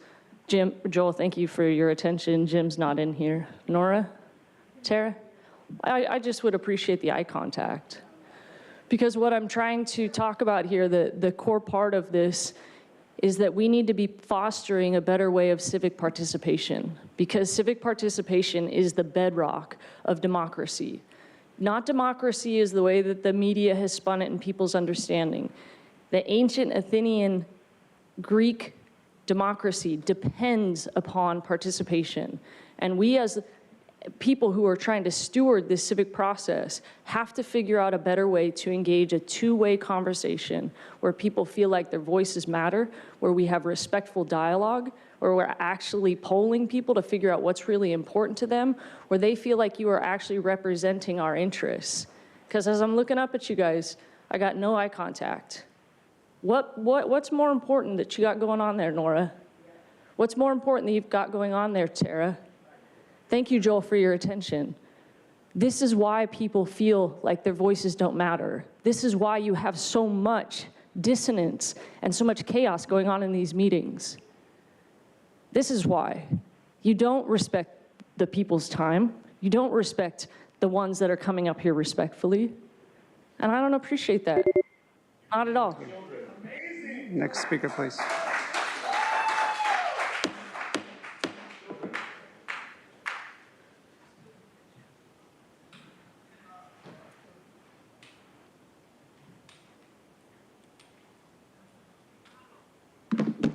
Sir, the one that's recording, I don't know your name, but that's your first warning. You're disrupting the meeting, just so if you know. So I don't know your name, so Oh my gosh.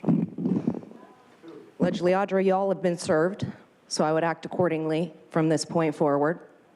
And if people don't understand, the system is working exactly the way that it's been designed.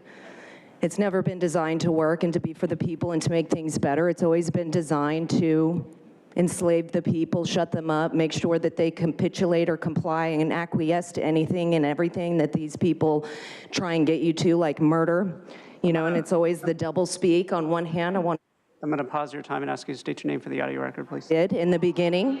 I did. I'm sorry. I said, allegedly, you're trespassing right now? I have your time I stopped. actually said it. The first thing I said. Thank you. I'm sorry that I missed it. Please state it for the record. Again? Yes, please. Allegedly, Audra. Thank you. And again, you've all been served, so quit trespassing against me and any of the people here. It's intentional what you guys are doing.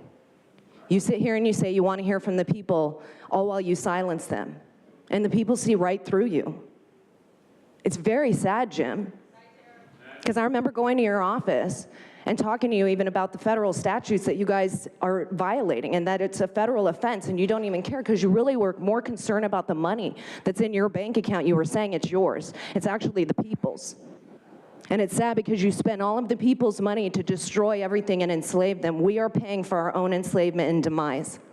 And you're doing it all under the guise of so many things that seem so great, right? But just like the devil will offer you heaven, you'll wind up in hell. And that's what you guys offer. You offer this like beautiful picture, but yet the proof is in the pudding. Your fruits are rotten. Everything that you produce or touch goes to shit. And it's sad because the people, you know, should have the ability to come in and not be, you know, beaten up even. It's very sad what you guys engage in, but you're doing it intentionally. This is on purpose, and it will continue to get worse until we're in a 15-minute city I mean, we're already drinking our own sewage. It's so good, which is weird because we were worried about COVID being in the sewer water, right? And now it's like, just give it to the people. It's fine. It's going to be poisoned anyway. We're going to put really expensive, toxic poisons in it, and it's going to make you healthy. It's so good. Thank you. Next speaker, please.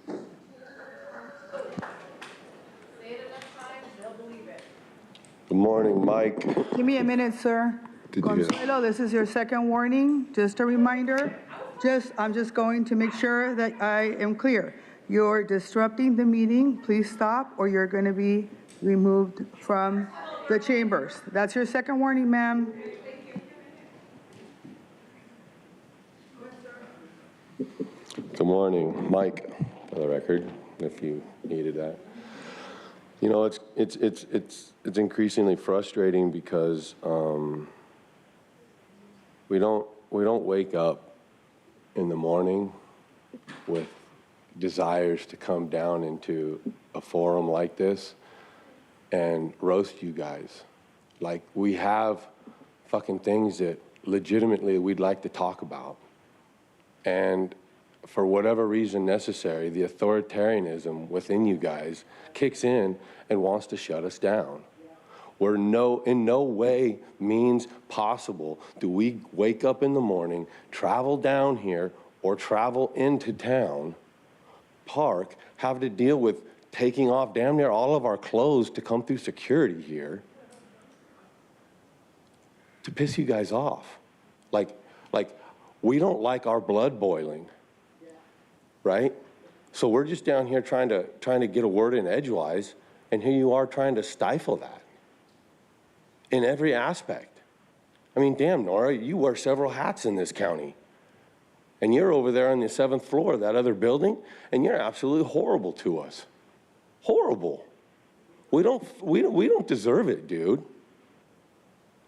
Yeah, I'm looking right at you, girl. I mean, you want respect, earn it. I'm totally cool with giving you some of my respect, but earn it. Earn it, for crying out loud. And then you want to shut down speech and shrink the time? I can't wait till somebody comes in here with a speech impediment, a legit problem that can't articulate their points of view within the time constraints that you guys are giving. You guys should be ashamed of yourselves. Absolutely ashamed of yourselves.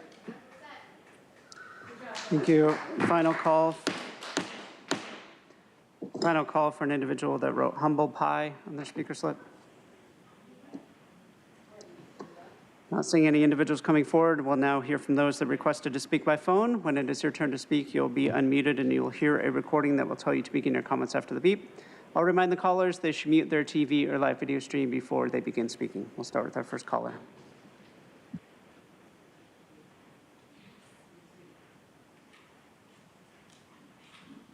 Good morning. My name is Sandy Miskowski. I'm with Lived Experience Advisors, and I'm a resident of District 1.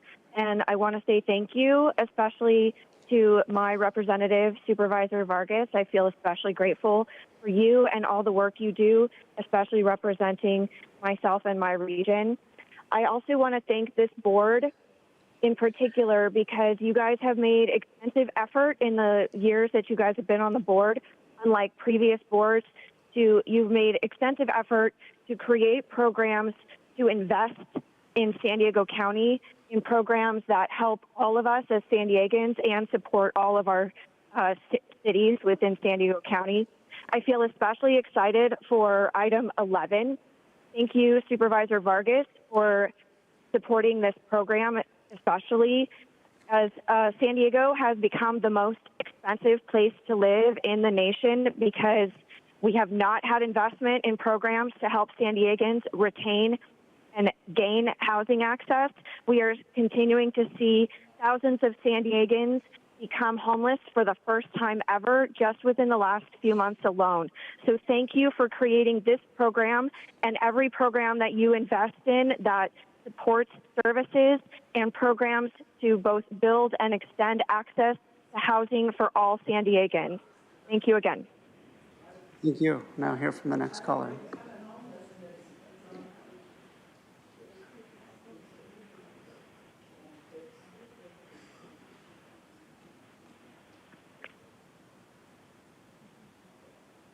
Good morning, Supervisors. Kathleen Lippitt here. As a drug policy researcher and practitioner for over 20 years, I wanted to applaud Supervisor Desmond's recognition that a Housing First strategy is wrong-headed. Housing First has been a failed policy strategy for decades. Doubling down on it will only further fuel the homelessness crisis and the mental health problems driven by substance abuse. The county faces these problems because they are using a one-size-fits-all policy that ignores the upstream contributing factors that are fueling these two crises. No outcome evaluation of Housing First strategy has ever been done, nor is it backed by empirical evidence of efficacy. Instead, Housing First will continue to grow these same problems. In 2004, then Mayor, San Francisco Mayor Gavin Newsom promised to eliminate chronic homelessness in 10 years using the same strategy. 20 years later, we continue to endorse this failed strategy. Paradoxically, both homeless numbers and bureaucracies created to endorse the issue have instead grown. Today, the state spends nearly $10 billion over 3 years to address the homeless crisis. It should be clear that doing more of what has been done before has not solved the crisis and is not sustainable. It should matter that there has been no reduction in homeless populations that continue to grow. There is a reason for that, and it is inherently perversely beneficial to these bureaucracies. We need to address the upstream factors. Substance abuse. Do not contribute to it by supporting the very industries that are contributing to increasing substance abuse and subsequently the mental health problems that come before. Now hear from the next caller.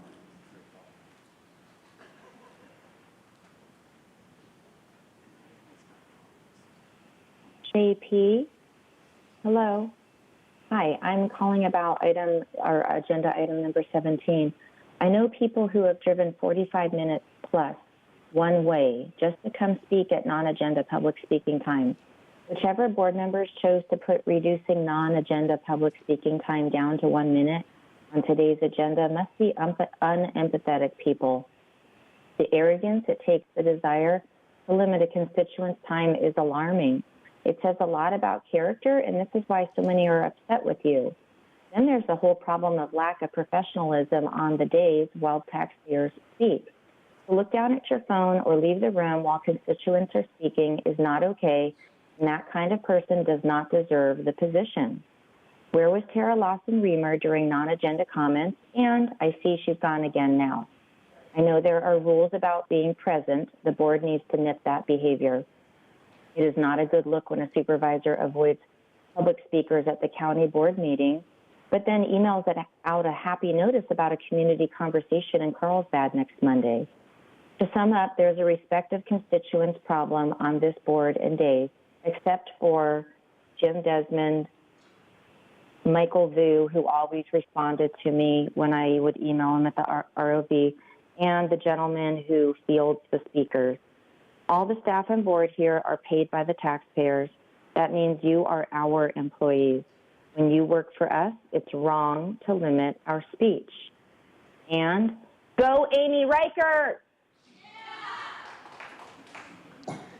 Thank you. We'll now hear from the next caller.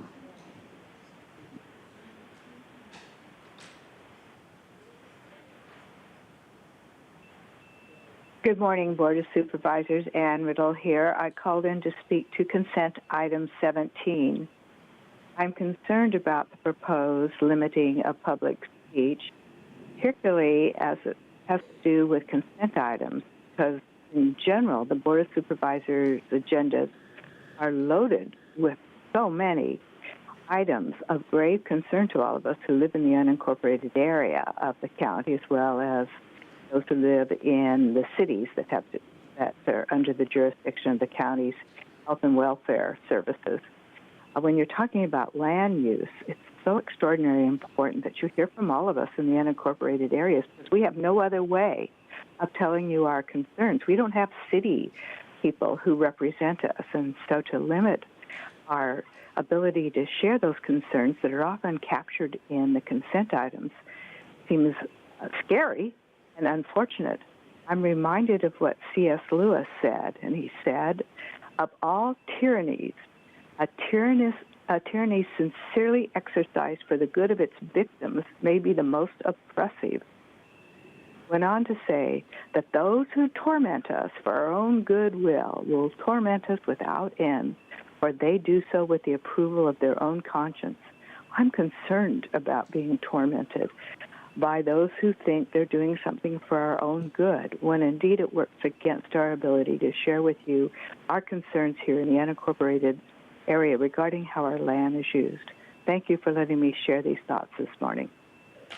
Thank you. And Chairwoman Vargas, that concludes public comment on the items in the consent calendar. Thank you. So we have a motion and a second. Please vote.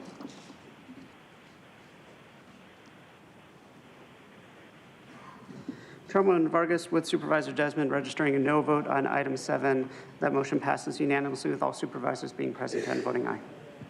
All right. The next item on the agenda is item number 26. We have a request from the sheriff to support county detention facility system improvements. I am going to hand over the floor to our county team for a short presentation.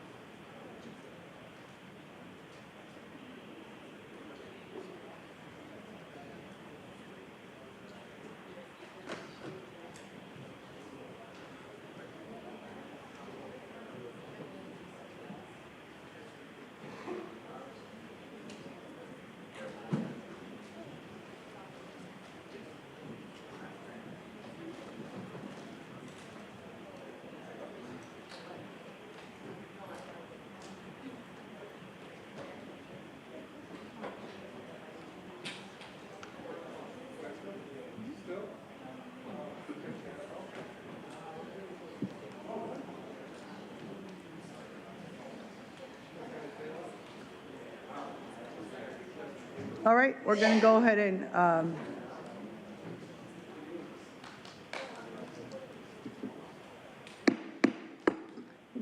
turn it over to our team.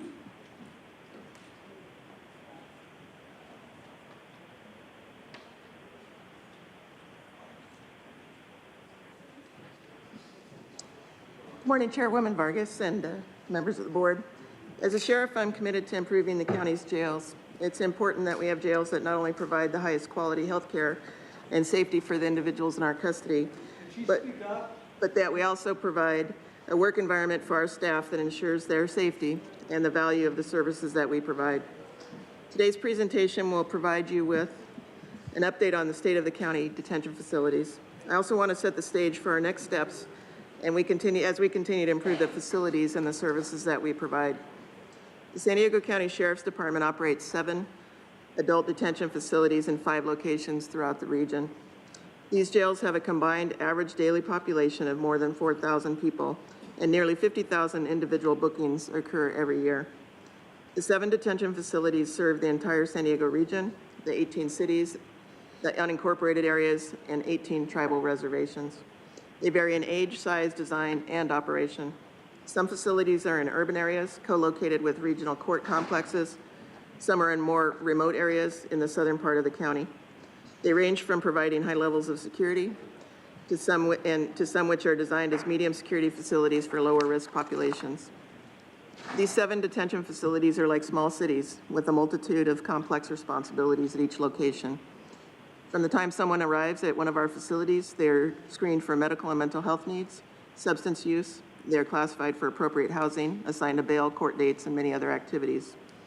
We house, provide health care, transportation to and from court, coordinate social and professional visits, feed, clothe, provide hygiene, vocational training, and take care of every imaginable need for everyone in our custody. Our food services division alone makes about 20,000 meals every day. The logistics and coordination of all of these components is complex and requires coordination and dedication from all my staff. As of last month, we had more than 4,000 individuals in our custody every day. More than 95% of these individuals are in for felony-related charges, with 33% being sentenced. The top charges of people in our custody are burglary, probation violation, assault, murder, and vehicle theft.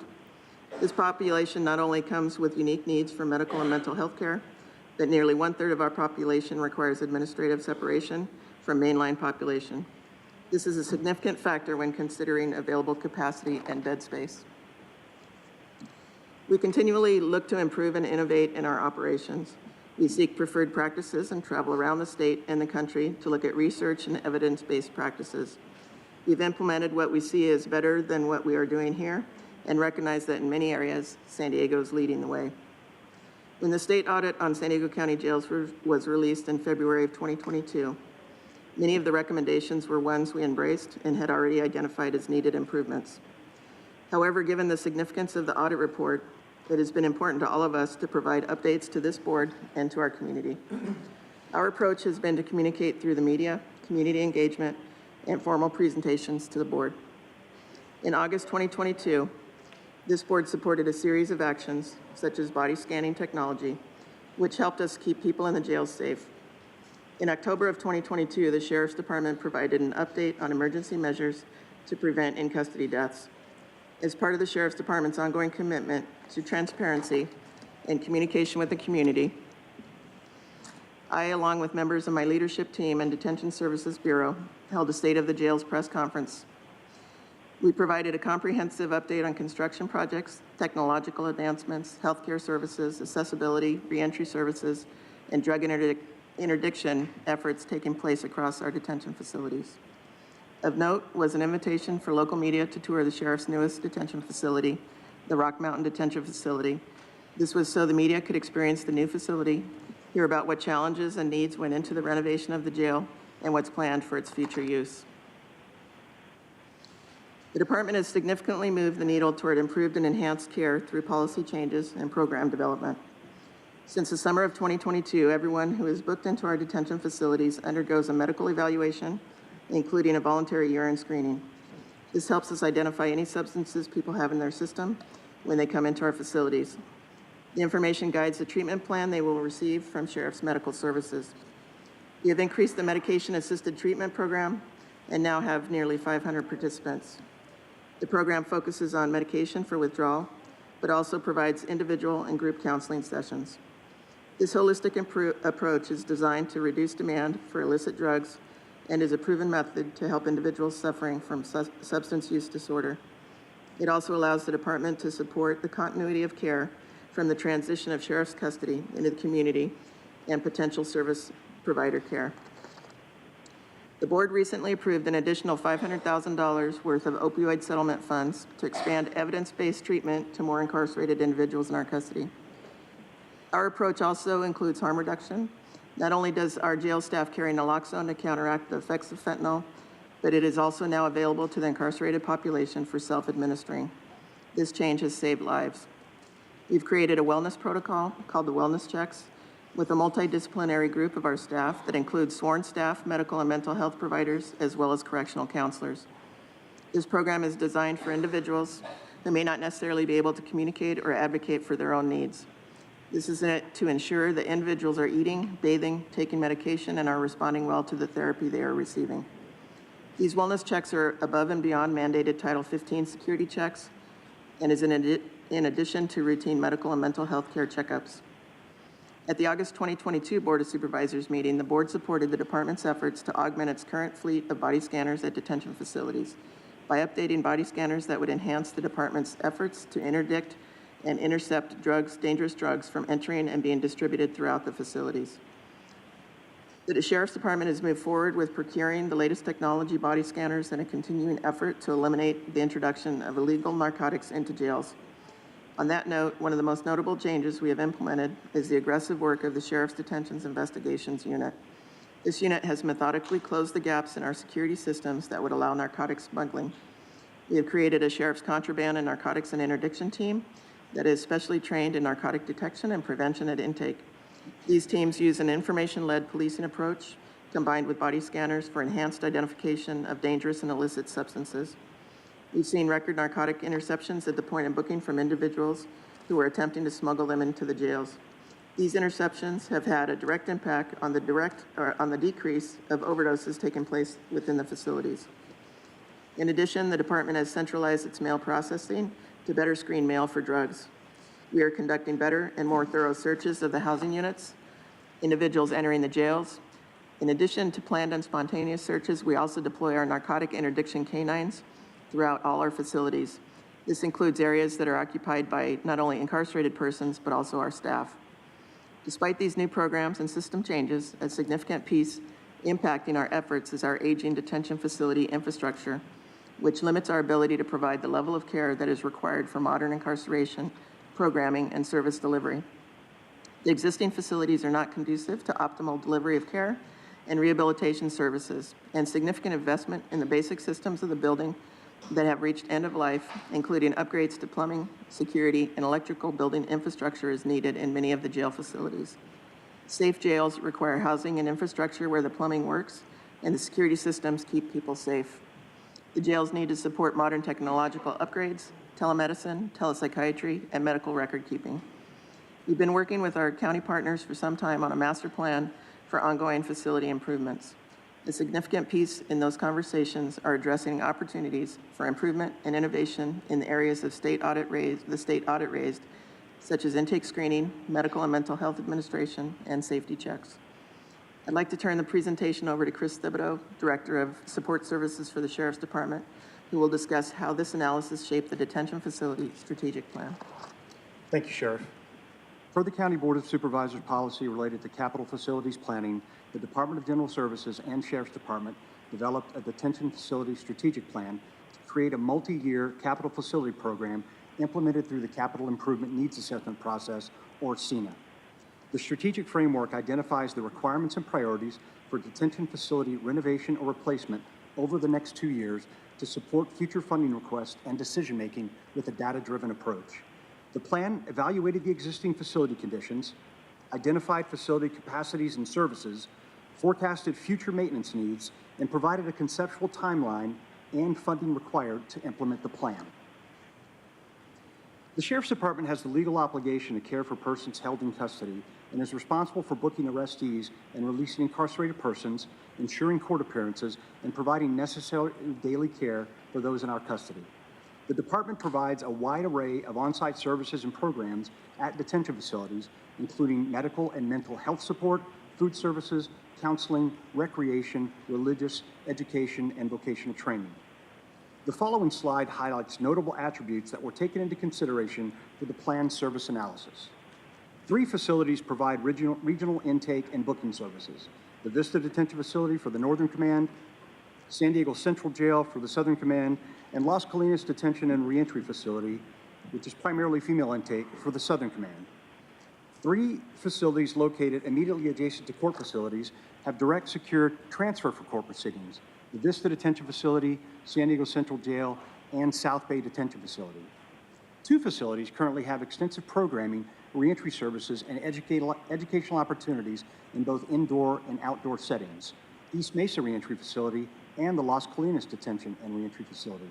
But there is the potential with facility upgrades to enhance programming across the region to provide cohesive and consistent vocational training across all detention facilities.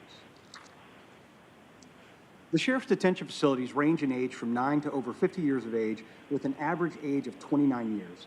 With constant occupancy and use, detention facilities typically exceed their useful service life after 30 years and are due for a major renovation or replacement. The facilities not only physically deteriorate, but require programmatic updates to provide sufficient space for contemporary medical and mental health treatment, programming, and services for those in our custody. As these facilities age, maintenance needs compound, replacement parts for critical security and building systems become increasingly difficult to source, building codes change, and detention operations have to consistently respond to changes in the law. The conclusions in the strategic plan have been developed from a review that included San Diego County facility condition assessments performed by Kitchell in 2019, the current and forecasted list of capital improvements, the current and forecasted list of major maintenance improvement projects, tours of detention facilities, discussions with representatives of the Sheriff's Department and Department of General Services, reviews of available as-built drawings and other construction documents, and other documents prepared and presented by the Sheriff's Department. The current outline of the strategic facility plan for our detention facilities anticipates the following sequence of major activities as listed on the screen. While there is a comprehensive study related to the improvements and renovations of all facilities, the Vista Detention Facility is the priority project based on the sequence of activities in today's board actions. As identified in the Strategic Facilities Plan, the Vista Detention Facility is the next facility to be addressed in the sequence of activity. The plan identified significant opportunities around the infrastructure and maintenance needs of the Vista Detention Facility and therefore recommended a more comprehensive study to further assess that facility. That study is now underway. A needs assessment and programming analysis will consider the overall facility conditions, future population trends, provision of medical and mental health services, vocational and educational programs, the expansion of our veterans moving forward and other reentry services, as well as required code and justice standards, such as Title 15 and Title 12, and the American with Disabilities Act compliance. These components thread into areas for improvement raised in the state jail audit, such as intake screening needs, medical and mental health care delivery, and safety check protocols. While a renovation option will be fully explored for feasibility, so will a purpose-built replacement option that incorporates modern correctional standards and best practices. The intent is to complete this study and present an informed decision by the end of the current fiscal year. I would now like to turn the presentation back to Sheriff Martinez to discuss legislative actions impacting county detention settings and programming. Thank you, Chris. County detention facilities continue to feel the impact and effect of state legislation, which has occurred over time. In 2011, AB 109 was passed as a strategy to reduce prison populations. California state prisons were overcrowded and unable to properly provide the services that were required of the population. As a result, felony nonviolent, non-sex, and felony non-serious offenders, or N3 population, were relegated to serve their time in local county jail instead of state prison. Prior to this, local sentences were only for up to 1 year for misdemeanor criminal offenses. Currently, we house sentenced felony offenders who can spend several years in local custody. In addition, in 2014, Proposition 47 lowered criminal penalties for some property and drug crimes. The net result of these two measures has been an increase in the length of stay and a lack of or turnover of free bed space, which we previously had. We also have a more sophisticated offender in our custody, as long-term previously prison populations are now residing in our jails. This impacts our housing assignments, essentially who can be housed with who, to ensure overall safety of all the people in our custody. We have less space for misdemeanor offenders, and at any one time have fewer than 150 low-level offenders and about 3,900 to 4,000 high-level criminal offenders in our custody, with approximately 2/3 of those being unsentenced. While we have more modern jails with the Las Colinas Detention and Reentry Facility and Rock Mountain Detention Facility, the Vista, Downtown, and South Bay jails were designed and built before these laws were enacted. They do not have housing that is configured for the complex level of individuals we must now house, which includes serious offenders, some individuals with severe medical and mental health care needs, and these facilities house approximately 1,800 of our 4,000 population. Today's board actions will enable us to build suitable structures that will serve the long-term needs and support healthcare, substance use disorder recovery, reentry services, family reunification, and the services that will enable us to return people to our community in ways that will reduce returns to custody. In 2007, the County of San Diego last received state funding for detention facilities through Assembly Bill 900, the local jail construction financing program, which helped fund the construction of the Las Colinas Detention and Reentry Facility. This facility has been the only detention facility to be constructed and fully operational post AB 109. AB 109's intent was to reduce the prospective prison population as well as encourage counties to invest in rehabilitative programming for its offenders to reduce returns to custody. However, the county's detention facility infrastructure was not designed to accommodate such programming, especially based on today's modern needs. Every year, legislation is proposed and passes with an eye to improving how we treat incarcerated individuals. These measures do not always consider existing infrastructure, staffing, or the abilities of existing jail facilities. I am presenting this board action today as a roadmap to get San Diego County not only where we need to be today, but where we will need to be in the future. We should not only consider how we improve existing systems, but we should forecast future requirements and obligations that will ensure we provide for the needs of our communities and those we serve in a custodial setting. In closing, today's requests are for you to receive our presentation on the state of the county detention facilities and the detention facilities strategic framework plan, which will be further communicated through the SENA process, to transfer sheriff's funds to the VISTA modernization study, to increase the comprehensiveness of the study currently underway, and lastly, authorize competitive solicitations for consulting services to advise the Sheriff's Department and the county on available revenue measures to support infrastructure changes to our detention facilities, specifically the VISTA detention facility. I'd like to emphasize that the Sheriff's detention facilities present an opportunity to expand rehabilitative services to a larger number of people in our custody and to improve the services we already provide. We currently have a well-researched, sustainable, and successful reentry services program, but we know we can do more, particularly with the men in our custody. To this, we need to improve our spaces. Using our current footprint, we know that we can create therapeutic environments, substance use disorder treatment spaces, vocational training, and other services that will meet the needs of those who are in our custody. These improvements will also benefit our staff by creating environments that support the work they are doing, spaces that are safe and in good working order. I hope that you will support this action today and the work that we are doing to improve the county's jails. Subject to any questions, that concludes our presentation, and thank you very much. Thank you. I'm going to go ahead and turn it over for public comment. Thank you, Chairwoman Vargas. We have 9 requests to speak on this item, 6 in person and 3 requesting to speak by phone. Also note for the record that we received 1 e-comment that was neutral. Any members of the public that requested to speak on item 26 by phone, please dial into the conference line now using the instructions that were provided to you. We'll begin with the in-person speakers. All speakers are in opposition to this item. As your name is called, please come forward and stand against the east wall under the murals until it is your turn to speak. I'd like to invite forward Mark, Bryant Rumba, Truth, allegedly Audra, Paul the Bold, and Guy Fawkes. If I've called your name, please come forward. You'll have 2 minutes to address the board. And I'll ask you to please state your name for the audio record. Mark, although of course I'm for updating and anything they could do with the prisons to help the people that are incarcerated. The history of our system just shows that it's a moot point. You guys don't care. Our government certainly doesn't care. Examples are the many people who told you guys about the vaccines and the damage it did. One of our friends gave you literally, I believe it was 120 pages documented of VAERS reports and such. You guys just kept pushing it. People have died, children have died.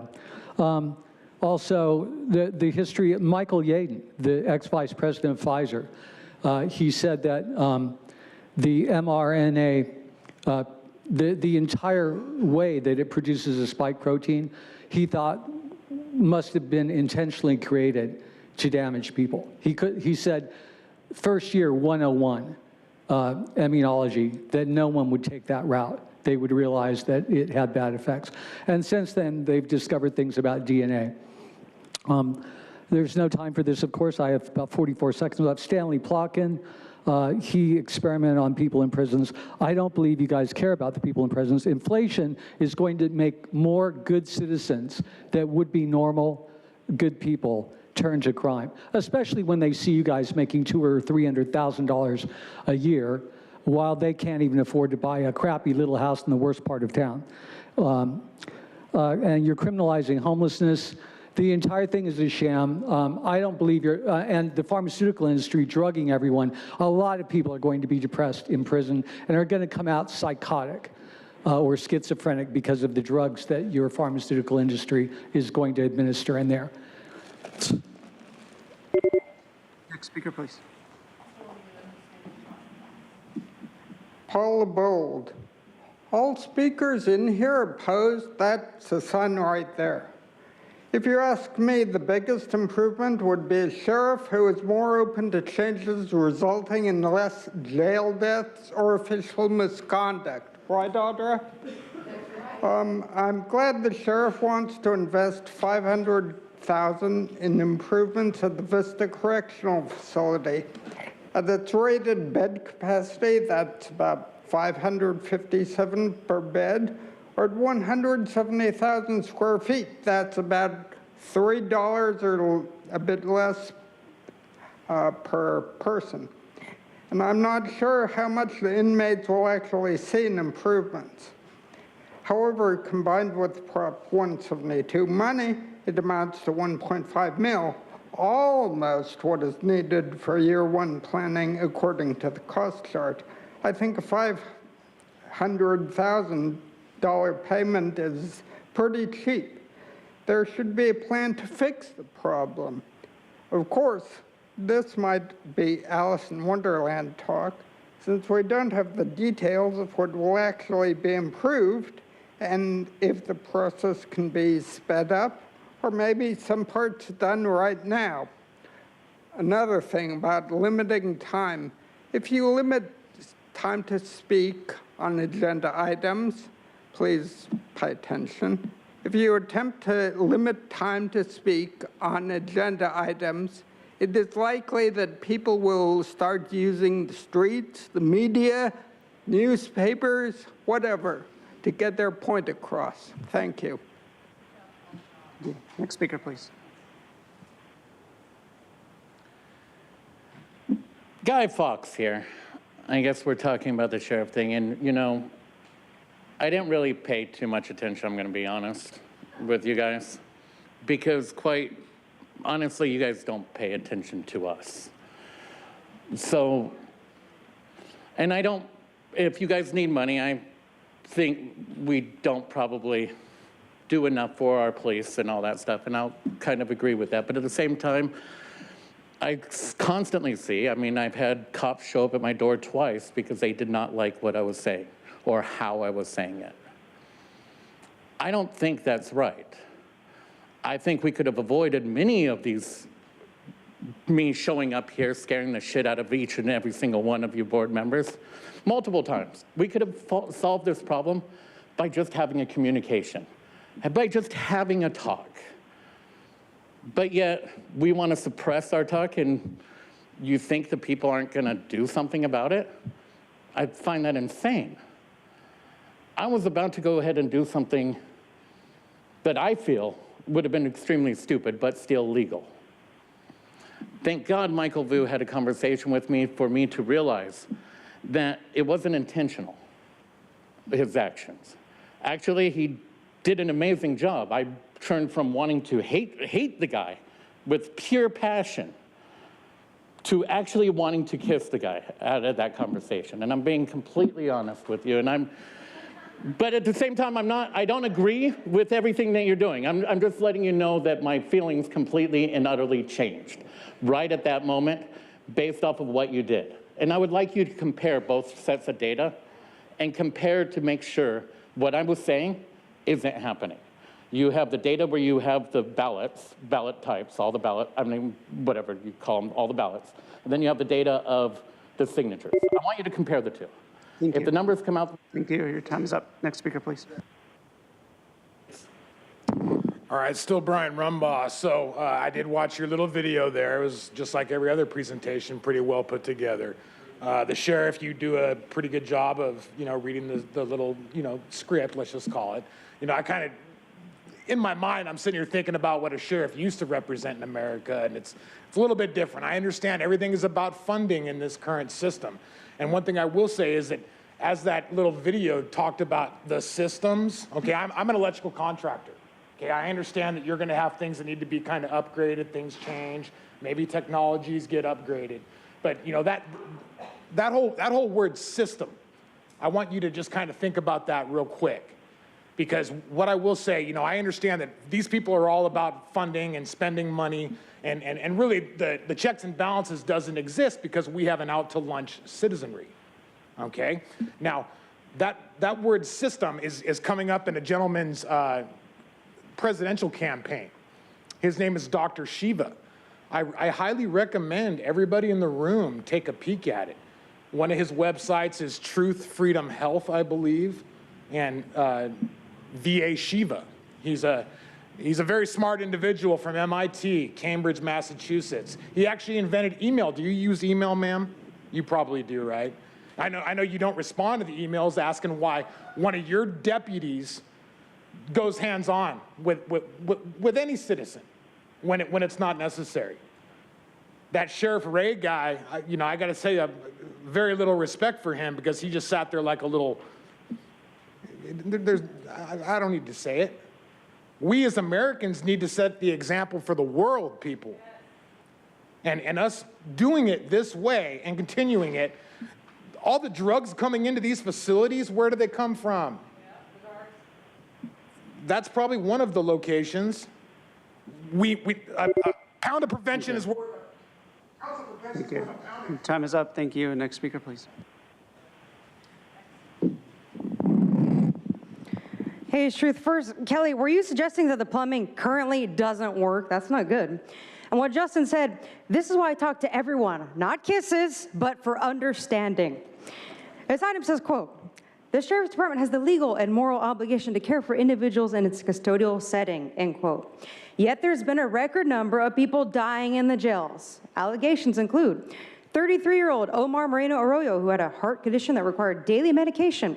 Jail staff failed to adequately monitor Omar, so he choked to death on his face mask. He was in jail for less than 12 hours. And there was 24-year-old pregnant Elisa, who fell more than 12 times on her last day of life. Yet deputies and medical staff didn't appear to see most of those falls. The nurse and deputy left Elisa on the floor in her own urine for over an hour. Only after that time did they perform CPR. Both her and her baby died in a medical cell after only being in jail for 5 days. And Alba Marroquin de Portillo alleged that her son wasn't kept in a safety cell like he was supposed to for suicide attempts, and so unmonitored, he was found dead from acute water intoxication. Since 2018, the county's already had to pay out $37 million over jail lawsuits alone. So they've clearly failed in their legal and moral obligations. They've been moving the needle toward death rather than protection. And there's even a $40 million lawsuit followed by the family of Leonel Villasenor accusing the Sheriff's Department of breaking drugs into the jails and selling those drugs to the inmates. And despite those failures, there's now a request of $500,000 from the county budget, plus another $1 million from Prop 172 for a study and consultants. When infrastructure and technology is not the issue, we have yet another people problem. The cases show that deputies and medical staff are not paying proper attention to those under their watch. And then when people have to file a lawsuit against the county in order to get justice, you, Kelly, seal the records. So no to this project, but yes to body scanning for all deputies. Next speaker, please.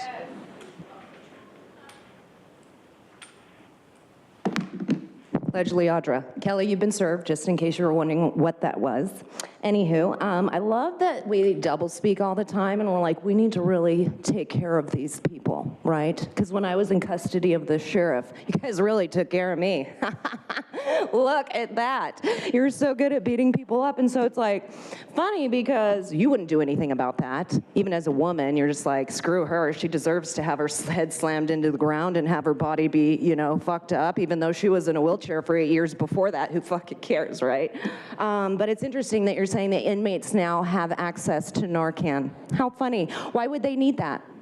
Unless your guards are bringing in the drugs. Because otherwise, where would they come from, right? It's just like the cell phones and different things that these inmates tend to get. It's a business for the guards. And you refused to have them be checked on the way in, but you'll check us on the way in real good, right? And then it's like, gosh, how are those getting in here? It's such a conundrum. I mean, it can't be the guards, right? I mean, that would be so strange, right? Because then you'd have to admit something is wrong. But why would you do that? Because you want to care for these people. You have a legal obligation, right? That's why so many people are dying, right? Because you guys are doing your job. Right? I mean, that's the way it works. Everything is upside down and inside out. So whatever they say, they want this, it's the opposite. Just like the vaccines work. Yeah, they're killing people. They're totally killing people. We want to save people. Yeah, you're killing people. And you don't even care. And it's so sad. Because it's a disgrace to know that you're running law enforcement in this community. I can't wait for the day that all of you are in jail. That's why you should be redoing it, so you can make gold toilets and whatever, right? So then you guys can be in your little 15-minute city. You'll get really good sewer water. I mean, you can probably eat your own shit. Who knows? I mean, it'll be good. It'll be real good. At least you'll have Narcan, right? Thank you. Chairwoman Vargas, not seeing any callers in the queue. That concludes public comment on this item. Thank you. Supervisor Desmond? Let's see. Thank you, Chair. And I want to thank you, Sheriff Martinez, for bringing this forward. Unfortunately, it's necessary, and this jail was, I guess, initially built in 1978. It's one of the oldest ones, and definitely it needs some remodel and renovation and the study done. I visited the facility a couple of times, so I've seen the need firsthand. No handcuffs were involved when on my visit, so thank you. But but I'm encouraged to hear about the improvements that will allow for additional services on site, including the enhanced medical care, substance abuse treatment, mental health treatment, and reentry programs. This is an old jail. It just wasn't built for those types of facilities, and those are the facilities that are needed today. And so the sooner that we can get this built and done, I think the better. So I look forward to seeing this move forward, and thank you again for your work on this. Appreciate it. That's a motion to approve. Yes, thank you very much, Supervisor Anderson. Thanks for your help, sir. You got it. So thank you, Sheriff, for bringing this item forward. And I just wanted to ask you a couple questions. I think just to verify, where are the inmates going to be placed during the renovations? Yeah, right now we're just starting this process of understanding what we need to do, and the consultants and all of the studies will help us with that. We want to maintain services in North County while this happens, so we'll incorporate that into the study. Okay. All right. All right. Well, I just want to say thanks. I know there's a lot of work that's being done, and I know that you continue to engage the community as you're moving forward with this process. So we have a motion and a second, and please vote.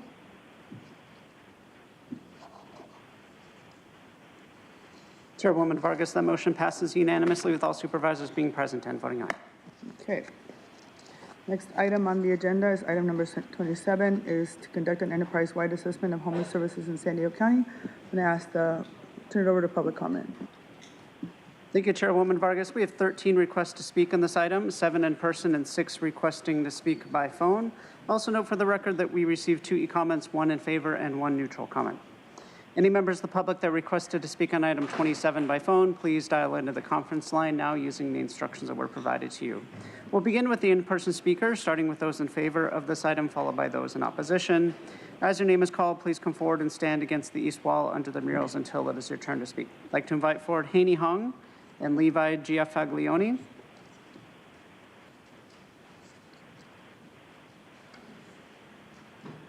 Those speakers will be followed by Mark, Bryant Rumba, Truth, allegedly Audra, and Paul the Bold. You'll have 2 minutes to address the board, and I'll ask you to please state your name for the audio record. Good morning, folks. Haney Hong, President and CEO of San Diego County Taxpayers Association. Madam Chair and Supervisors, thanks for taking up this item today. I'm here to recommend, I think it's really important with how challenging the homelessness crisis is in our region, that we take a thorough look. I think it's a very balkanized system, that we're spending money from all sorts of angles within this county. It's really critical that we do this study. So I'm encouraged that this is the direction that you want to go. I do, however, want to recommend a couple items. First, you have a new Chief Evaluations Officer, some incredibly talented people there. I recognize that they're still standing up. But this is an opportunity to leverage the skills that are built in this office to then study this entire system and look at this from an objective standpoint. That said, I also understand why you have an interest in potentially getting somebody outside to look at this. And because this is an issue that is so critical to the region, is so critical to taxpayers, we want to make sure that our dollars are spent effectively and efficiently. I'm here to tell you that our related organization, the San Diego Taxpayers Educational Foundation, is ready to do this study pro bono for you. And we're interested in doing this because we want to see the best and efficient use of our taxpayer dollars. We have a lot of the data already. We've collected the contracts from FY15 to FY22 from the county, all 18 cities. We have all the direct federal spend into the region, and we have also scraped all the IRS data from the service providers who receive philanthropic dollars. We are ready to study this, and so we look forward to an opportunity to be able to continue working with the county on this. This is a critical issue. I think that at the mistake of sounding like a nerd, but we love numbers, and numbers make a difference, and numbers will tell us where it is that we need to go. And I encourage you to consider using first the Chief Evaluations Officer, but if you elect to go with an outside consultant, we're ready to do it pro bono. Thank you. Thank you. Next speaker, please. Hi, Paula Bold. You want to issue competitive solicitations for consulting services to identify and assess all county contracts, programs, and services, and direct the CAO to return to the board within 6 months to 180 days with the results of this study and recommendations for the next steps. So it sounds like you're fixing problems at a later date, but would rather have us sign a blank check to do more research into whether we are fixing the problem. Speak of kicking can down the road. Why not have a point in time count a bit early?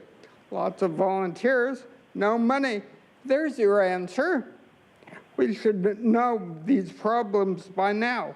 We should have a good idea what works and what doesn't. It's a multifaceted problem, including employment, reducing crime, no catch and release, arresting, and then not prosecuting or taking their stuff, treating the drug, mental, or psychological issues, and then housing. And I've also heard that a few of them are stuck because they don't have proper ID. How about a hire the homeless problem? I bet that people who are being productive would turn less to drugs and crime. I think it would solve the problem a lot quicker. And the county is already doing all or most of these things. Let's continue down the road of solving problems, not wasting taxpayer dollars on repeated studies that, frankly, I don't think they really work or show anything constructive. Thanks. Next speaker. All right, still Brian Rumba. Well, you guys are keeping your streak alive. Every time I've been in here, homelessness is on the agenda. You know, no surprise. We got a lot of things to fix, but that's certainly one thing that we can all agree upon. You know, I know later in today's agenda there'll be another one of these hot button issues that, let's just say, people may agree upon more than they recognize. But really, my beef with this whole situation about the homeless is obviously it's painful and it is increasing. It's evident as we walk down the street. You know, we see I've told you guys it's like a junkieville, you know, in this downtown sector, but really it's sprawling everywhere. You know, humanity should be doing a little bit of a better job.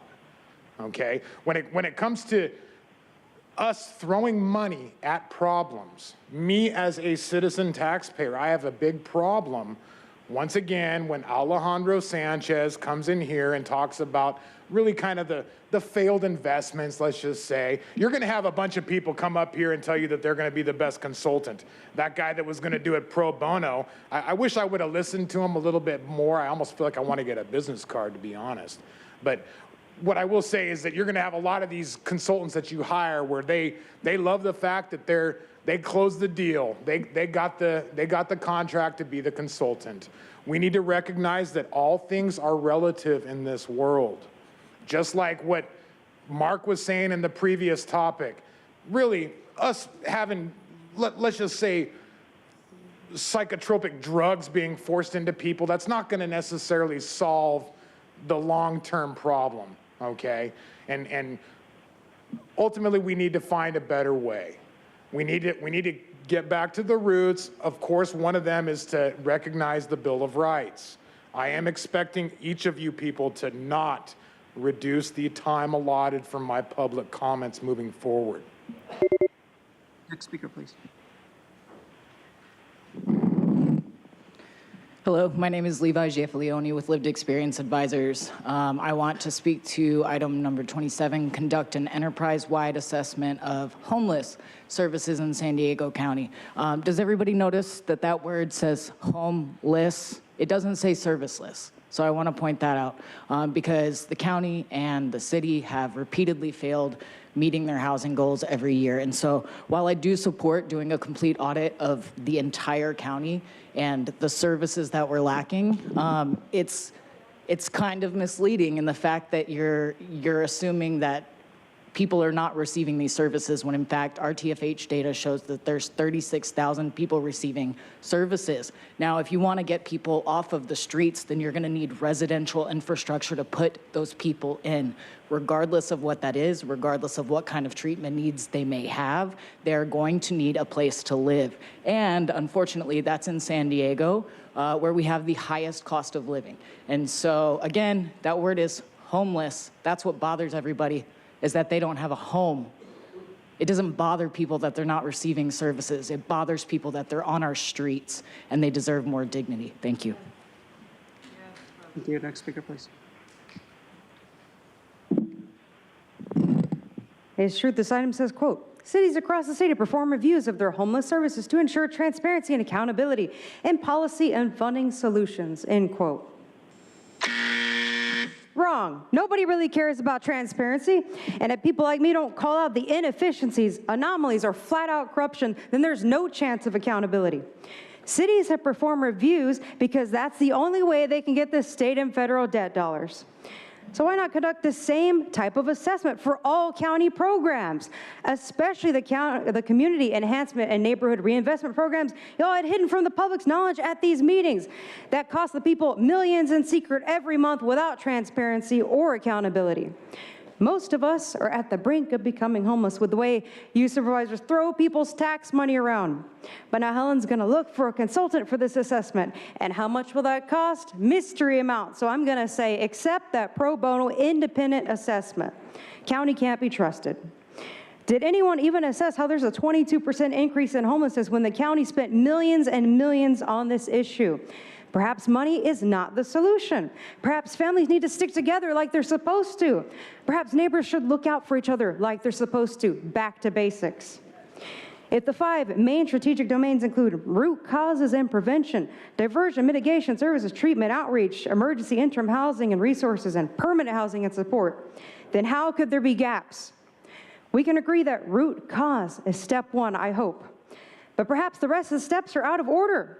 Perhaps you're giving housing first to some people who haven't yet dealt with their root cause, such as substance abuse.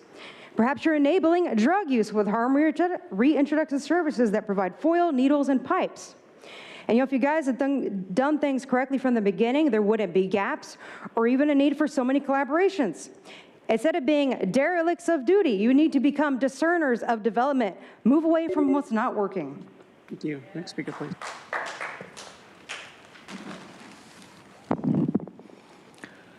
Mark, how many millions are you guys spending on this assessment? Let me save you time.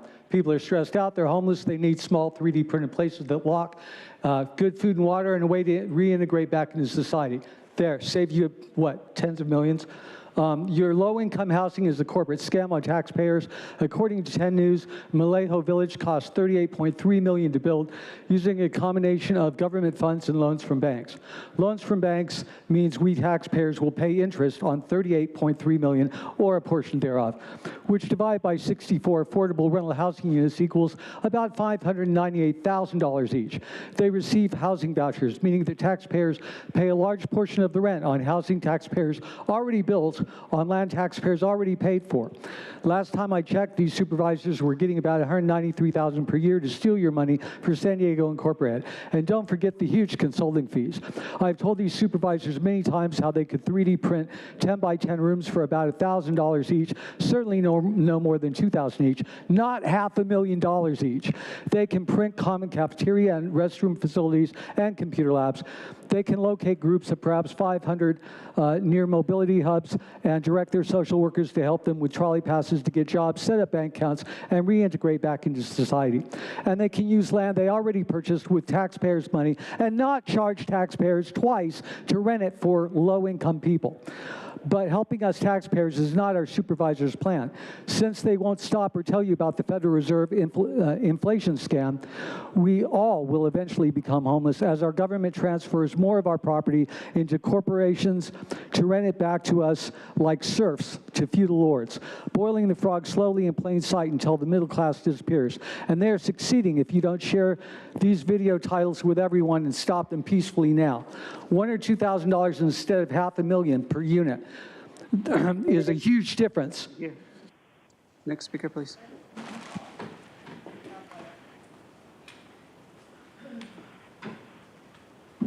Allegedly, Audra. So, love it, because it's like, yeah, let's conduct an assessment and show how you're failing miserably. It's funny because there's always 68,959 homes needed. No matter how many produce, it's always the same amount, so it never gets less. But I just wonder, because we're having an invasion of the border, yes, that's what's going on, Nora. It's an invasion, and these people can be in law enforcement. In New York, they can vote. It's so crazy, right? And even the military. And so we need to provide them homes. So I'm glad you're doing it now, right? Because this is to help the immigrants, right? The asylum seekers, to make sure that they have homes too. Because we can't provide it for the people here, and you refuse to. It doesn't matter how much money you throw at it. It will always get worse. And nobody will ever get help, but that's all by design. That's the way it's supposed to work. It's not supposed to actually benefit the people. It's supposed to take every right they have and make sure that they don't have a home and they have to rely and come and run to these people begging for help. Please help me. You took everything I had, but I know that you're gonna offer me a better spot. It's gonna be a camp. It's a really good camp, and you're gonna learn new behaviors there, right? It's sad, Jim. The way that nothing gets better. I mean, you know that, right? No matter how much you guys do and pretend to virtue signal like things are great. It's bad. It's really, really, really bad. And it's good, though, that we're giving them paraphernalia to keep doing drugs, right? So that the people don't get off the streets. Because that's smart, right? At least we'll give them Narcan, too. I mean, it's like you can have the best of both worlds, right? It's good, Helen. You're doing a very, very good job destroying the county. Yeah, it's good. All of you guys, such a great job. Thank you. So, We'll now hear from the individuals that requested to speak by phone. When it is your turn to speak, you'll be unmuted and you'll hear a recording that will tell you to begin your comments after the beep. I'll remind the callers they should mute their TV or live video stream before they begin speaking. We'll start with our first caller.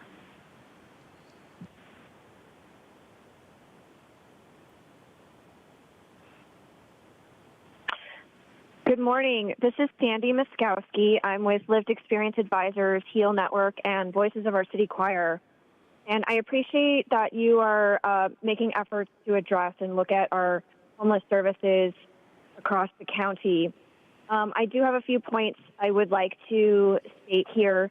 In these assessments, it's imperative to include persons with lived experience as voices for these challenges that we're facing in homelessness, because people with lived experience are the experts across all dimensions of living homeless and in poverty. Second, for decades, San Diego County has failed to meet to build out the housing that we need to meet our population growth here in San Diego. And San Diego is a unique region in that our population growth is driven by birth rate alone. It is not driven by new people moving to San Diego all the time. So because we have failed to build the housing that we have needed for decades, we have an extensive housing shortage. And that is why we have thousands of San Diegans falling into homelessness within the last few months alone, becoming homeless for the first time. And the way to solve homelessness is with housing that is accessible for every San Diegan to be able to afford to live where they work. And finally, it's essential that all services for people experiencing homelessness prioritizes our frontline workers, including our outreach workers, our case managers, our housing navigators, and all of our staff personnel with all of our service providers. In order to recruit and retain high-quality staff that does work with our most vulnerable population of San Diegans that are living in homelessness, they need to be able to feel secure in their housing as well. Thank you. We'll now hear from the next caller.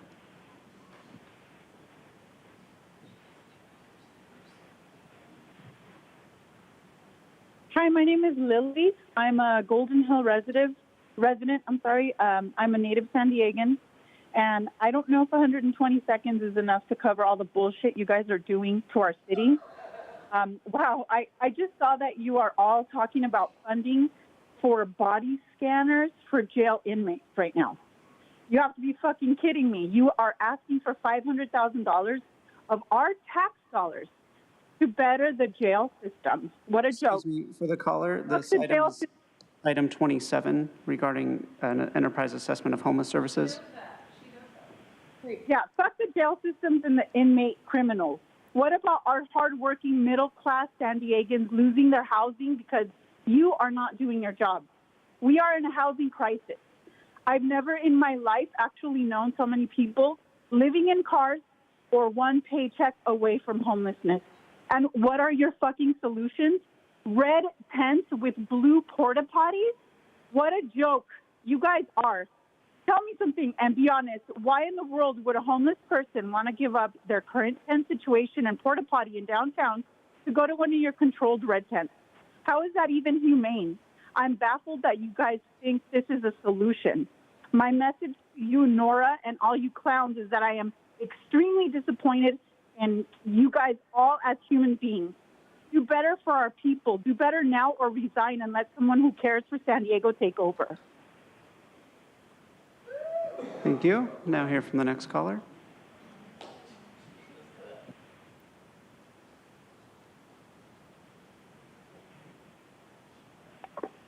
Hello, my name is Jordan Bean with the Regional Task Force on Homelessness, here to express our support for the board action brought forward by Chairwoman Vargas to conduct an enterprise-wide assessment of all county programs focused on addressing homelessness in San Diego County. This initiative is a critical step forward in our shared mission to tackle the complex and pressing issue of homelessness that affects countless individuals and families within our community. The proposed board action is a vital stride in the right direction, and I believe it aligns with our region's commitment to improving the lives of our unsheltered neighbors. Thank you for your commitment to addressing this pressing issue. I look forward to the findings of the assessment and the positive changes that will result from it. Thank you so much. Thank you. We'll now hear from the next caller.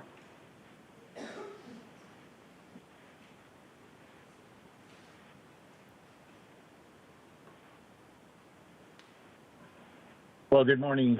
John Brady here with Lived Experience Advisors. Again, I want to say thank you for putting this up front. I think it is really critical that we get a sense of what's happening countywide within our homeless services system, where there are gaps and where there's opportunities for improvement. But I do want to address two tropes I heard heavily over and over again today. Yes, we are spending more money than ever. But the reality is we're spending more money and losing the battle because the numbers are increasing every month. For 18 months now, we have not been able to move the same number of people through the system that have been entering the system. Last month, it was over 400 more people entering homelessness than we could resolve. And that's all because we have a housing crisis. It is the housing crisis that is driving homelessness. Contrary to the other trope that we've heard today about drugs, mental health, and alcohol abuse. These are not the drivers, and there is not a correlation between that and homelessness. The only correlation is housing. And in fact, getting people off the streets as quickly as possible limits the damage that will be done inevitably after a year or more on the streets with a disability, leading to people living on our streets losing 17 years of their lives on average once they become chronically homeless, and possibly having irreversible mental health issues. Please do this well, but understand, everyone, this is a housing crisis that is driving a homeless disaster. It's our seniors, our daughters and sons returning from college, service workers that can't afford rent and are working full-time. These are the people that are entering our system today. Thank you. Thank you. Chairwoman Vargas, that concludes public comment on this item. Thank you.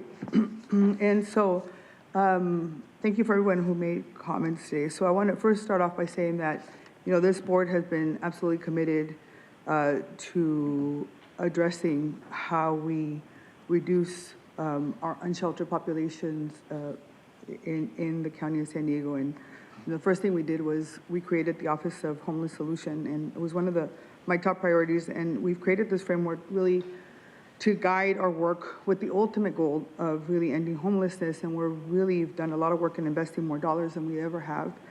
And we've done everything we can to really focus on our most vulnerable populations and make sure that they have the resources that they need to prevent homelessness and to exit the homeless system. I want to make sure that I emphasize to the folks that have called in, absolutely the inequities in the system, poverty, the need for more housing, absolutely needed, the need to ensure that the people who are working to take care of those that are unhoused, that they are paid well, all those issues need to be addressed. What this particular assessment is doing is really looking at ourselves internally. I think it's really important for us as somebody who was an executive for many years. For me, I think it's important to really take a look inward and really do a county-wide enterprise assessment. And I really want to thank the Taxpayers Association. And I chatted with them before, and I said, I appreciate them saying that they wanted to do it.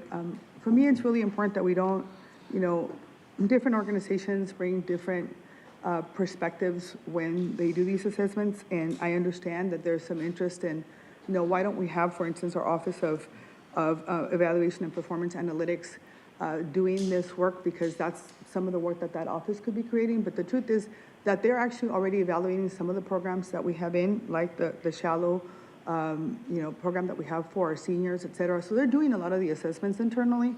So this particular program that I'm proposing and that I've put a lot of thought in, and that I've included groups and organizations from the outside so that they can help me in preparing this board letter so that we could be very thorough in this process, was really about thinking about how do we create an extensive approach of addressing really what are the critical needs of homelessness, and how do we really think about this from a big picture. Because this year alone, we looked at the numbers, right? 22% of our seniors continue to grow in terms of the population of increasing of seniors that are homeless. We continue to have more families and youth that are finding themselves in these situations. We're doing a lot. Everybody's introducing different initiatives on how to address this. We have different philosophical perspectives on how we should address homelessness. And so I think we all have been looking, and I listen to the many calls that come into my office from folks about how they really want to address this issue. And we know permanent housing is absolutely one of the things that we need to address. And we're doing that in multiple ways. I mean, like, we passed, an initiative today to bring additional homes. But I do believe that we need to think about, as we're looking at the community action plan, where is the funding going? How is the funding? Where are we moving forward?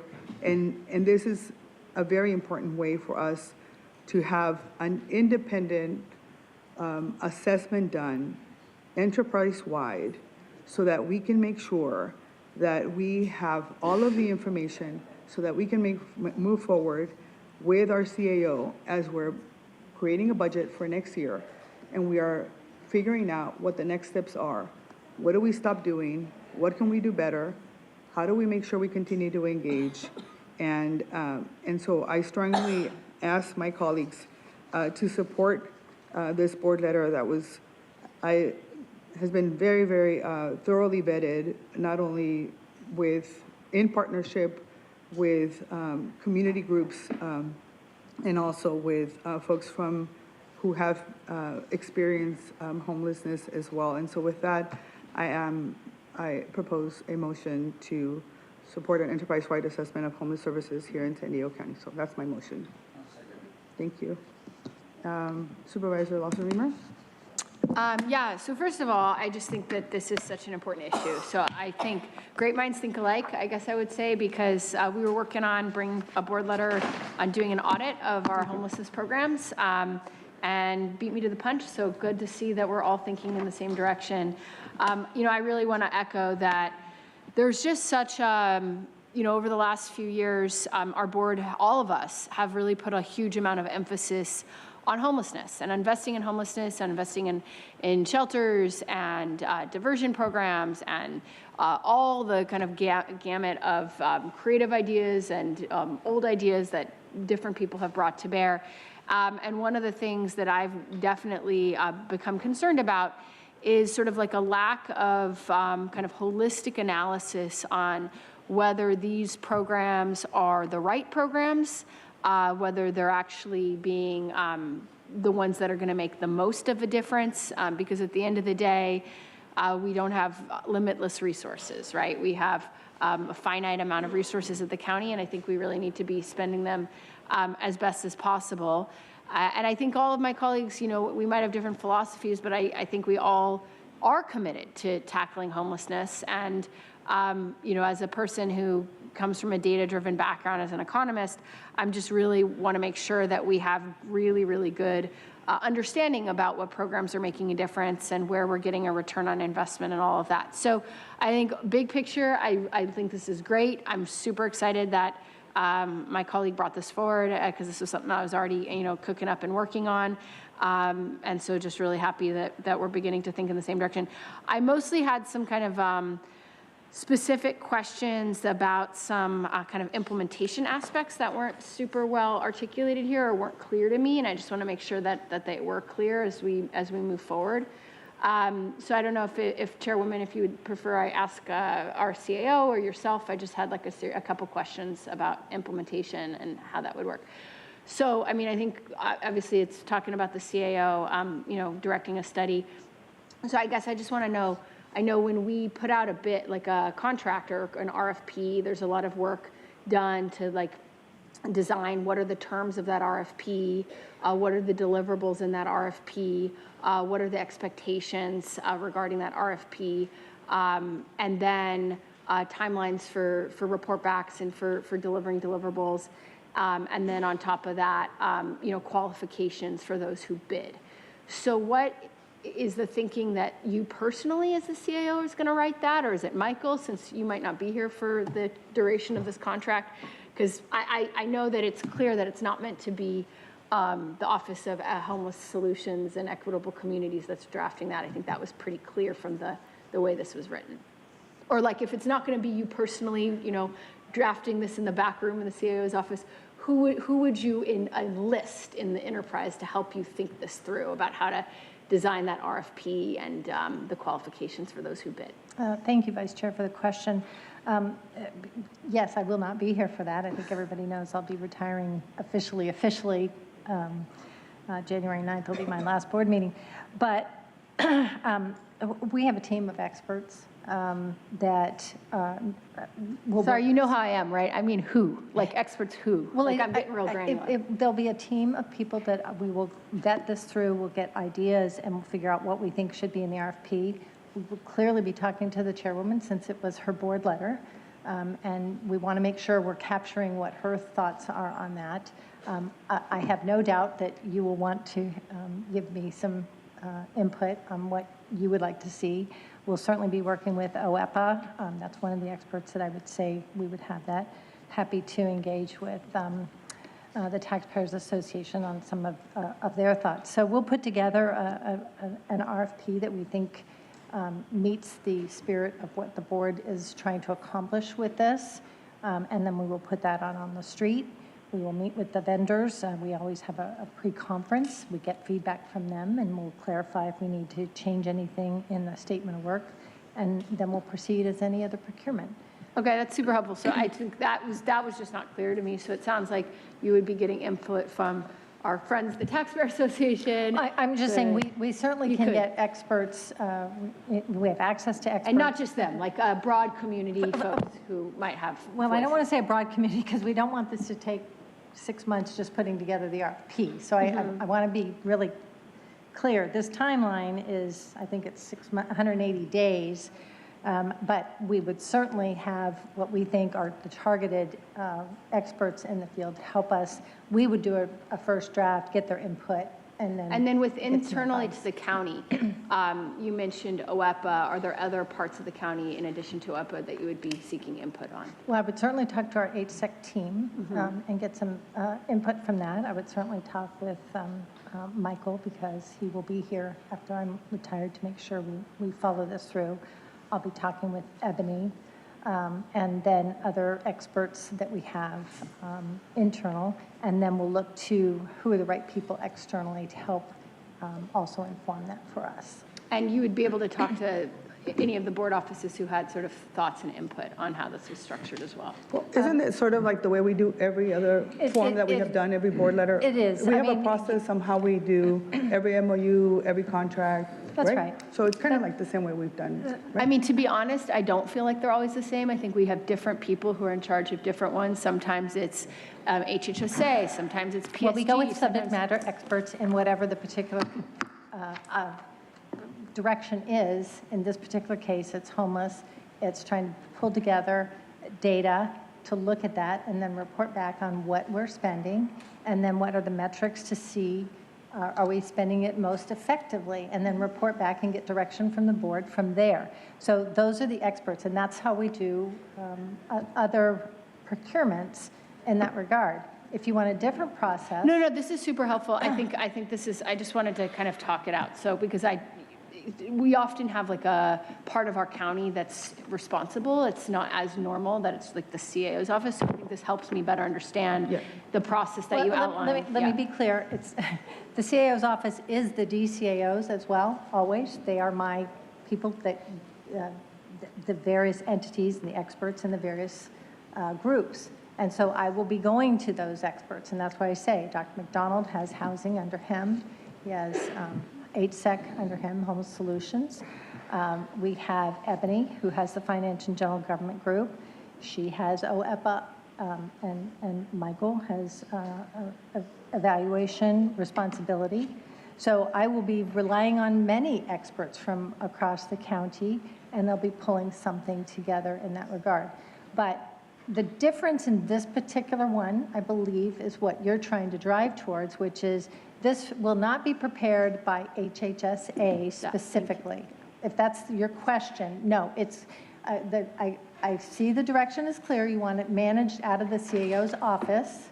So we will definitely use a lot of the expertise in HHSA, and we will definitely use the expertise in OEPA and other entities, and then we will pull that together.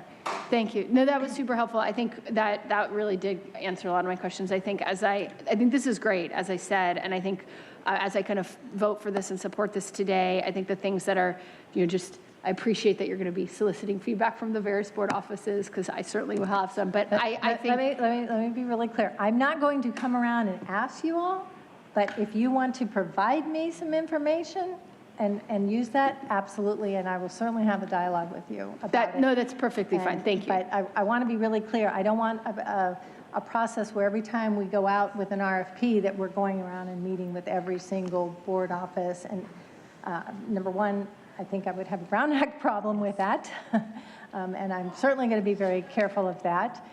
But if you wanted to give me some input, I would certainly take that under advisement. That's really helpful. I think, and let me just share some of my initial thoughts, just sort of for the record, as I support this today. I think, first of all, like I said, this is so needed. It's so important.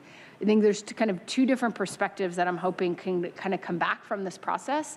One is a real assessment of return on investment. Like where, when we spend money, are we getting the biggest impacts and the biggest bang for our buck? Actually, I'd say three things. So that's the first. I think the second is really less quantitative and more qualitative of what is the experience of of lived experience of people who have been impacted in the community. And then the third is just looking at, are the programs even working at all? And really being open-minded around whether programs are having the impact that they have intended. And maybe they are working, quote unquote, and we could say that they're working and they're having an impact, but the end result is that they're really, really expensive. So they might be quote working, but at a cost that's not really sustainable or doesn't really make sense when you can kind of compare it to other potential uses of funds. So I think those are some of the big things. And I think when I think about folks at this county who I think have really useful perspectives that I hope are included, definitely OEPA. I think they bring a lot of expertise. Certainly our Office of Homeless Solutions and Equitable Communities, our folks who work on affordable housing. So I do think, and then we definitely have had some community members here. So those are just some of my initial thoughts for the record. And I appreciate that, but I also want to be clear. Data is data. Yeah. Okay, and so just because something might not pencil out, if there is a need to have seniors and it may not pencil out as much as something else, I think the board is going to make a decision based on other factors. Data is one point. 1,000%. LGBTQ youth. 1,000%. That has been and that's what makes this very difficult for us to come up with the analysis that you're asking for, because you want a mathematical analysis. No, if that's what you're hearing, I just want to be clear. Okay. I think what I'm saying is I think there's a lot that can come out of this. It's very robust, this request. There's a lot of this is such a huge issue for all of our community. Mm-hmm. So I think what I'm just saying, to me, some of the data points that would feel helpful in order to make holistic assessments would be, one, are programs working at all, right? Because if it's not working at all, if we're trying to move someone to point A to point B and it's not working at all, then we probably want to reconsider. Another kind of question is, between multiple programs, all of which might be working, what is the cost? What is the return on investment? And again, I think there's things that we might often do where the ROI is actually very high. Like, it's not necessarily, the number doesn't look good, but we have to do it anyway because it's ethically and morally like our responsibility and our imperative. But I think it would be helpful for me as a board member when we look at all the different kinds of programs that are coming before us, all of which are meeting, are being called to meet like really urgent, exigent needs in our community, to have another level of like information so that we can kind of better at least have that information available to say, okay, if we're interested in building shelter beds, this approach to building shelter beds will cost $60 a bed, and this other approach will cost $40 a bed. So then you're able to kind of like compare apples to apples. But there's other situations where it might be $60 for a shelter bed and $300 for some kind of substance abuse treatment, but you still do the more expensive thing just because it's the thing that we need the most in the community. So I don't want us to be like reductionist about this, but I do think that when I'm out in the community talking to people, the questions I get all the time are, how are we making sure that our expenditures tackling homelessness are really being directed in the way that's most impactful and making the biggest difference? And I think that, to me, is the importance of this work, is to be able to answer that question to some extent of like looking at all the programs that we have on the table, which are the ones that we might want to double down on, and which ones are the ones we might want to move away from with like another lens of assessment that we don't currently have. That's objective, that isn't, that's external and objective. Thank you. I think that's very helpful. If you would indulge me for one more minute, though, I do want to make sure that it's very clear that the HSEC team, the Homeless Solutions and Equitable Communities, are doing amazing work. Yes, sorry. And so I don't want them to slow down, because they are implementing a lot of the programs that you all have approved. They're implementing a lot of the things from the ARPA dollars that have been expended. And so in no way is this in any shape or form to be construed as they aren't doing anything other than amazing work, Dr. McDonald. So I just want to make sure that I put that on the record, and we want them to continue, and then we'll look at this from a enterprise-wide, a little bit higher level in terms of what I think we're trying to achieve here, which will help inform them. Yeah, absolutely. And again, I want to thank the chairwoman for bringing this forward, and happy to support it today. Supervisor Desmond. Thank you, Chair, and thanks for bringing this forward. I do think this is a good idea that we take a look, and kudos definitely to staff. I mean, I know we've helped thousands of people, get off the streets and help them find homes, those that want help. I'm a bit concerned about doing an internal self-analysis, because I would hope that people feel empowered enough to bring suggestions and solutions forward already. And sometimes if you do self-analysis, you're gonna say, oh, everything's good here. Everything's great. If I did one on my staff, I'd say, oh, everything's working perfectly. But, maybe there's other ways. So I would hope that maybe with a possibility of taking an outside look, or someone from the outside, maybe even out of the state of California, because I think the whole state is in trouble. I think we're definitely, fighting a good cause, but we're losing the battle. The numbers are going up, as opposed to, so one metric I think I would like to see is our homeless numbers start coming down. And then if there's any state or federal laws that need to be changed or championed for, maybe come out of this as well, would be beneficial. So I'm happy to support. This has been a long time coming, and I'm glad you brought it forward, Chair. Yeah, Thanks. so just for clarification, the recommendation is for an outside consultant. So just to clarify that. Okay. And so thank you for that, and thank you for your support. And I do want to just emphasize that this assessment is really to take a deep dive into all of our county overall enterprise homeless programs and services. And so I do want to emphasize what our CAO has said, and I want to make sure that Dr. McDonald and the team understands that I am grateful for all the work that has been done. In the last, I became a supervisor 3 years ago. There's been a lot coming at the team. We created this new department. For me, it's really important that the team hears from us that we understand where the gaps are, and that we understand where we need to start making changes. How do we streamline services and ultimately figure out a way to address how we end homelessness, understanding all of the other environments, systemic issues that really impact people living in the streets. And so with that, I think we're going to take a huge step forward in bringing this information. And again, thank you to the county team who's been doing such an amazing job. We've gotten a lot of resources. Now we need to kind of take a step back, figure out where everything is, and move forward. And this in no way is a demonstration that they're not doing a good job. So I want to make sure that I emphasize that and thank them for their work, as well as the partners we have in the community that are also doing that. So with that, we have a motion and a second. Oh, Supervisor. But I wanted to thank our CAO for her experience in skill. I wasn't quite sure how that exchange was going to go, and I thought I pushed the button to speak, but you brought great clarity to this board in your explanation.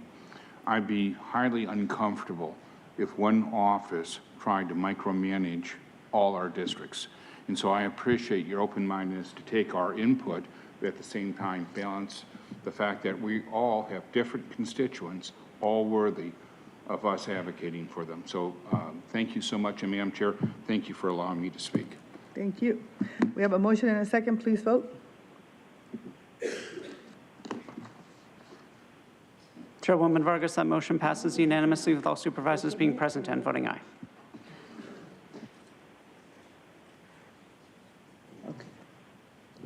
All right, so with that, we're going to go ahead and take a break. 1 hour lunch break. We'll be back. The board will reconvene at 1:30. Reconvene at 1:30.